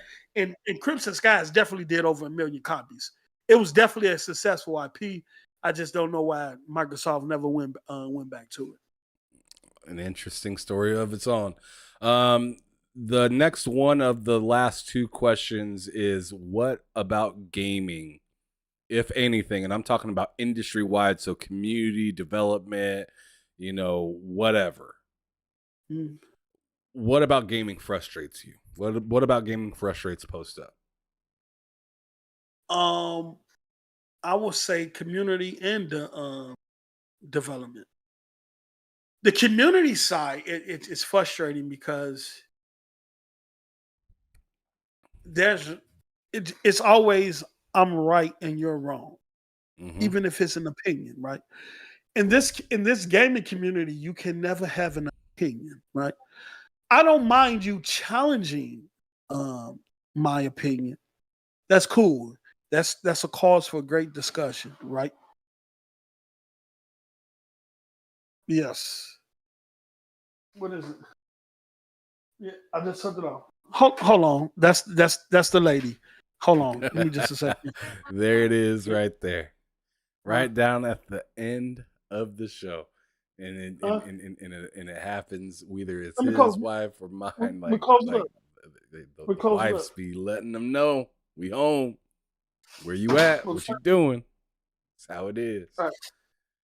Get married and get get married and get Ah. ran over. All right, I'm back. I'm back. All right, so I would say the community frustrates me because you can have your opinion about something, and people could. I don't mind people coming in the comment section saying, "Look, I understand where you're coming from," or "I don't understand where you're coming from. If this is right," but then you just have people. You're wrong, and this and that, this and that. My opinion is my opinion, right? You can't like nothing in this community, right? You can't have a love for something. It's just it's always a you always have to choose a side. This community forces you to They choose really a do. side. Oh, And absolutely. Because I'm gonna run off and say something real quick about that. go ahead. Because and shout out to Dirt Griggity on this one. Yeah. He was one of my early interviews I ever did on this channel. And after we got done with our interview, I was very I called myself a neutral person that was more into Xbox. Like that's how I said I was. And Dirt Griggity asked me after our show, when it was all said and done and it was just me and him talking. He was just like, "Yo, you might want to pick a side on this thing." And I was just like, "Come on, man, why are you doing this right now?" Like, but see, I didn't understand. I didn't understand some of the vitriol and some and stuff that comes to when you're on Twitter, when you're hyping up something, but you're hyping up something else a little bit more, right? Like I'm hyping up some PlayStation stuff, but I'm hyping up Xbox stuff a little bit more, right? So I'm already categorized, and I don't even know it. Yeah. So it's just like they're gonna put you. They're gonna put you in a box. So Dirt was just like, it would be more beneficial for you just to just let it out, be honest, and just lean. And it's it's crazy because you can be an Xbox guy and say a few good things about PlayStation, and instantly in that moment you become a pony. Oh yeah. Or you could be a PlayStation dude that say something good about Xbox, and in that moment, in that minute, they instantly look at you as being a bot. And the one thing I really hate about the community is the fact you can't enjoy nothing at all. And if you show any sign of that enjoyment, even on especially on Twitter, then your comment section is going to be bombarded with people that's going to try to do their best to take that joy and excitement away from you, even if it's not even about gaming. I've put stuff about my kids on Twitter, or even a picture. And the first thing people do is come up and find the most negative things that they can say in a moment that's supposed to be about my child, right? I'm enjoying this moment with my child, right? And so, and that goes even with games itself, right? They, if you if you say anything, join anything on the Xbox side, people, you're a liar. You're lying. You don't like that game. You don't enjoy that game. You're just You saying that didn't because even buy it. you didn't even buy it. You didn't. You're lying. You know that game is it's going on right now with Starfield. You're forcing Facts. yourself to like it. You know what I'm saying? I wish I was. You know. And then the other thing is the industry itself in terms of development. I think the industry is too secretive, especially when it comes to consumers. There is already this barrier between consumers and developers, right? Especially in terms of the process of how games are created and things like that. There's a large barrier, right? And so pretty much we us as gamers are constantly on the outside looking in. We're constantly trying to peek through the window to find as much information as we can about a specific game we like. And the reason why I take an issue with that is because I just think it needs to be more open. And the only way you're going to find out, usually you find out about game development in is if you have to go learn and study that shit. You know what I'm saying? Or you have to start going to school for it, and you have to know somebody that knows somebody to really understand what goes on behind the scene. And I say that to say this: it forces the game community to create narratives. Like if you don't tell us nothing, whatever leak, we gonna believe it, and then we gonna run with it until we force you out of that shell you're in to either corroborate what that leak was or to come out and give us some light on what's going on.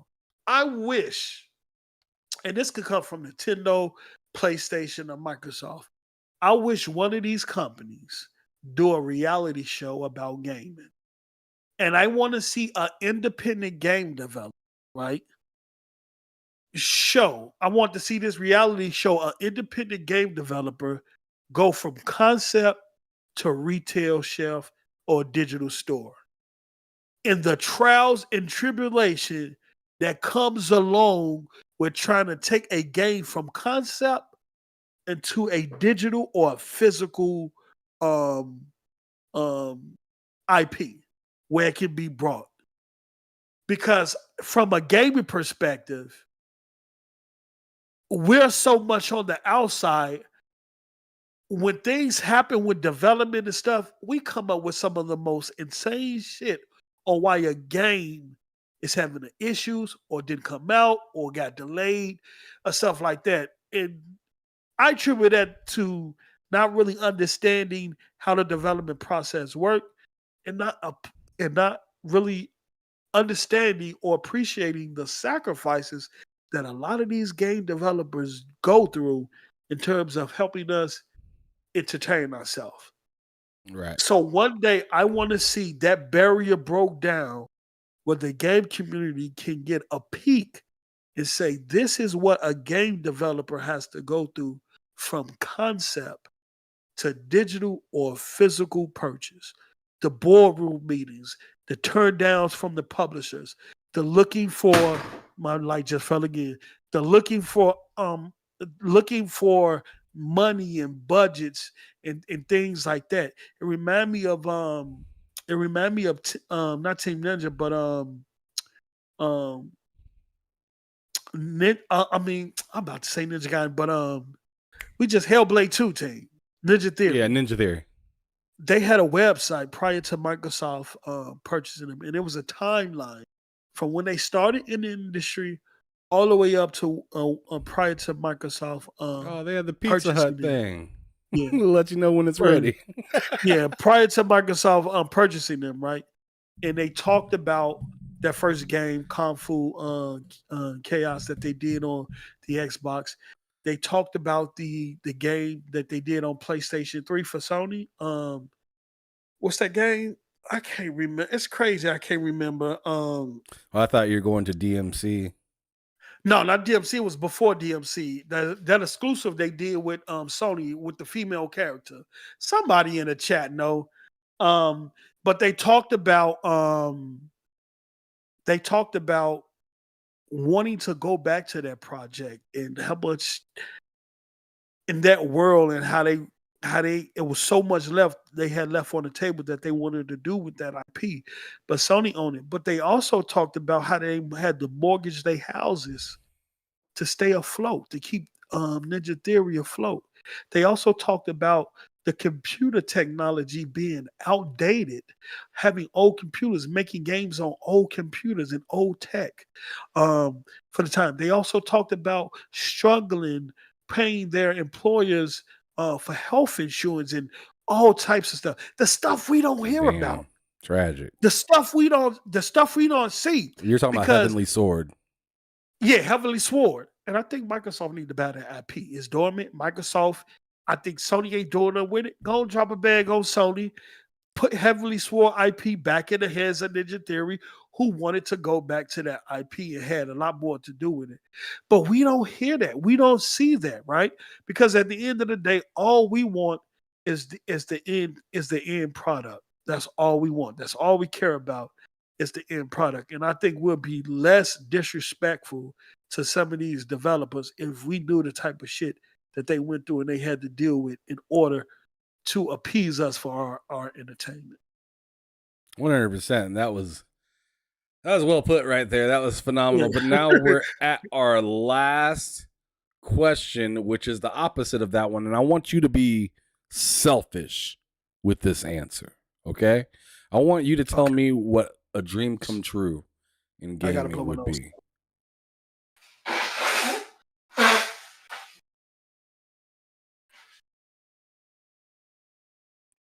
Did you catch that?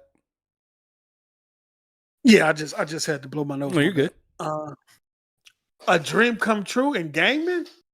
Yeah, and this could be for you particularly. It could be for a studio. It could be however you want this to be. But a dream come true for Post Up. Oh, that's tough. Hey, you done hit me with some great questions today that I have really had to think about that I have never been asked before. What is a dream come true for Post Up in game? Damn. Microsoft consolidating the whole gaming industry and ruin it. No, let me stop. Damn. Let me stop. That might be tragic. Damn, what is a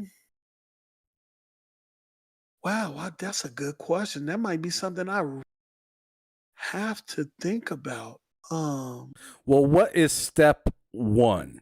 So maybe you don't know what the main outcome that you're looking for is right now, because as you just said, maybe I have to sit back and think of it. But what would be, let me rephrase the question just for you. What would be the next step for Post Up, what he wants to see himself take part in? How about that? In terms of in gaming. Mm-hmm.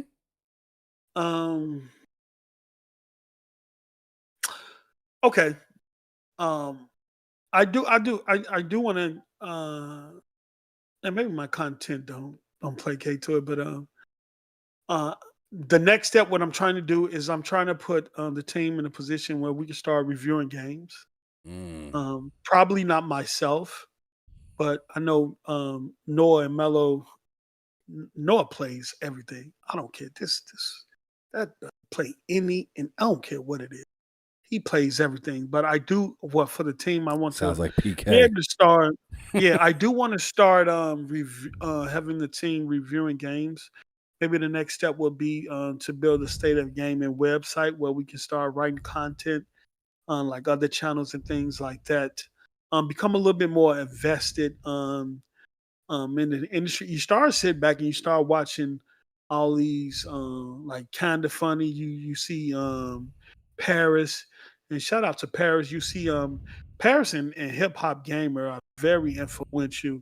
To see those two brothers doing what they're doing, and the heights and things they're reaching in terms of the relationships they're building with all these different type of companies, whether it's Microsoft or PlayStation and things like that. It is freaking incredible to see, and that's something that you want to aspire to yourself. Because I'm seeing Paris in Hip Hop Game. Hip Hop Game would be everywhere, and he's not only getting access to content, he's getting access to some of the biggest people in gaming and in music. Just in the He's doing industry. these just in the industry, period. And then Paris is doing the same thing in his own right, and he sit there and he's balanced. His views is balanced. I know my view is not. I know PlayStation ain't sending me no review copies of anything when they go listen to listen to my channel. But it still motivates me to try to aspire and obtain to sit down with some of the people that they're able to sit down and converse with, and to review some of the content, and to check out some of the stuff they're able to get a firsthand look at before everyone else. I think that will be the next step in motivation. A big dream in the industry is this Activision merger going through, and I couldn't help it. But yeah, that's what I've been. I really don't have a big dream, since I don't have a dream or aspire to create games or anything like that. But the only big dream I have is to kind of push the platform with me, Nello, and Noah and Mello to wherever we can, and see what type of conversations and people we can get in front of if we stay consistent and keep this thing going. Love it. Hopefully that hopefully some of them wishes come to fruition, and that you can get something stable in the sense of being able to maybe review games or bring your content to the next level, however you aspire to do so. But shout out to Dragon Heart Yobi in the chat saying Hip Hop Gamer is so underrated and he's not given the respect he deserves. I 100% agree with that again.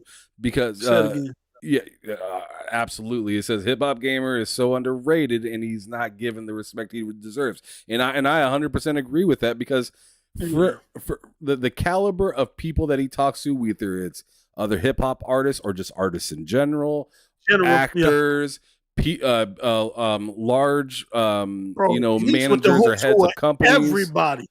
He's with the who's who of everybody, bro. Right. I mean, he's talking to big names crazy. And LG and Samsung and I'm just like, how's this dude got like 50 views or like 120? Like I'm like, what is going on here? But guess what?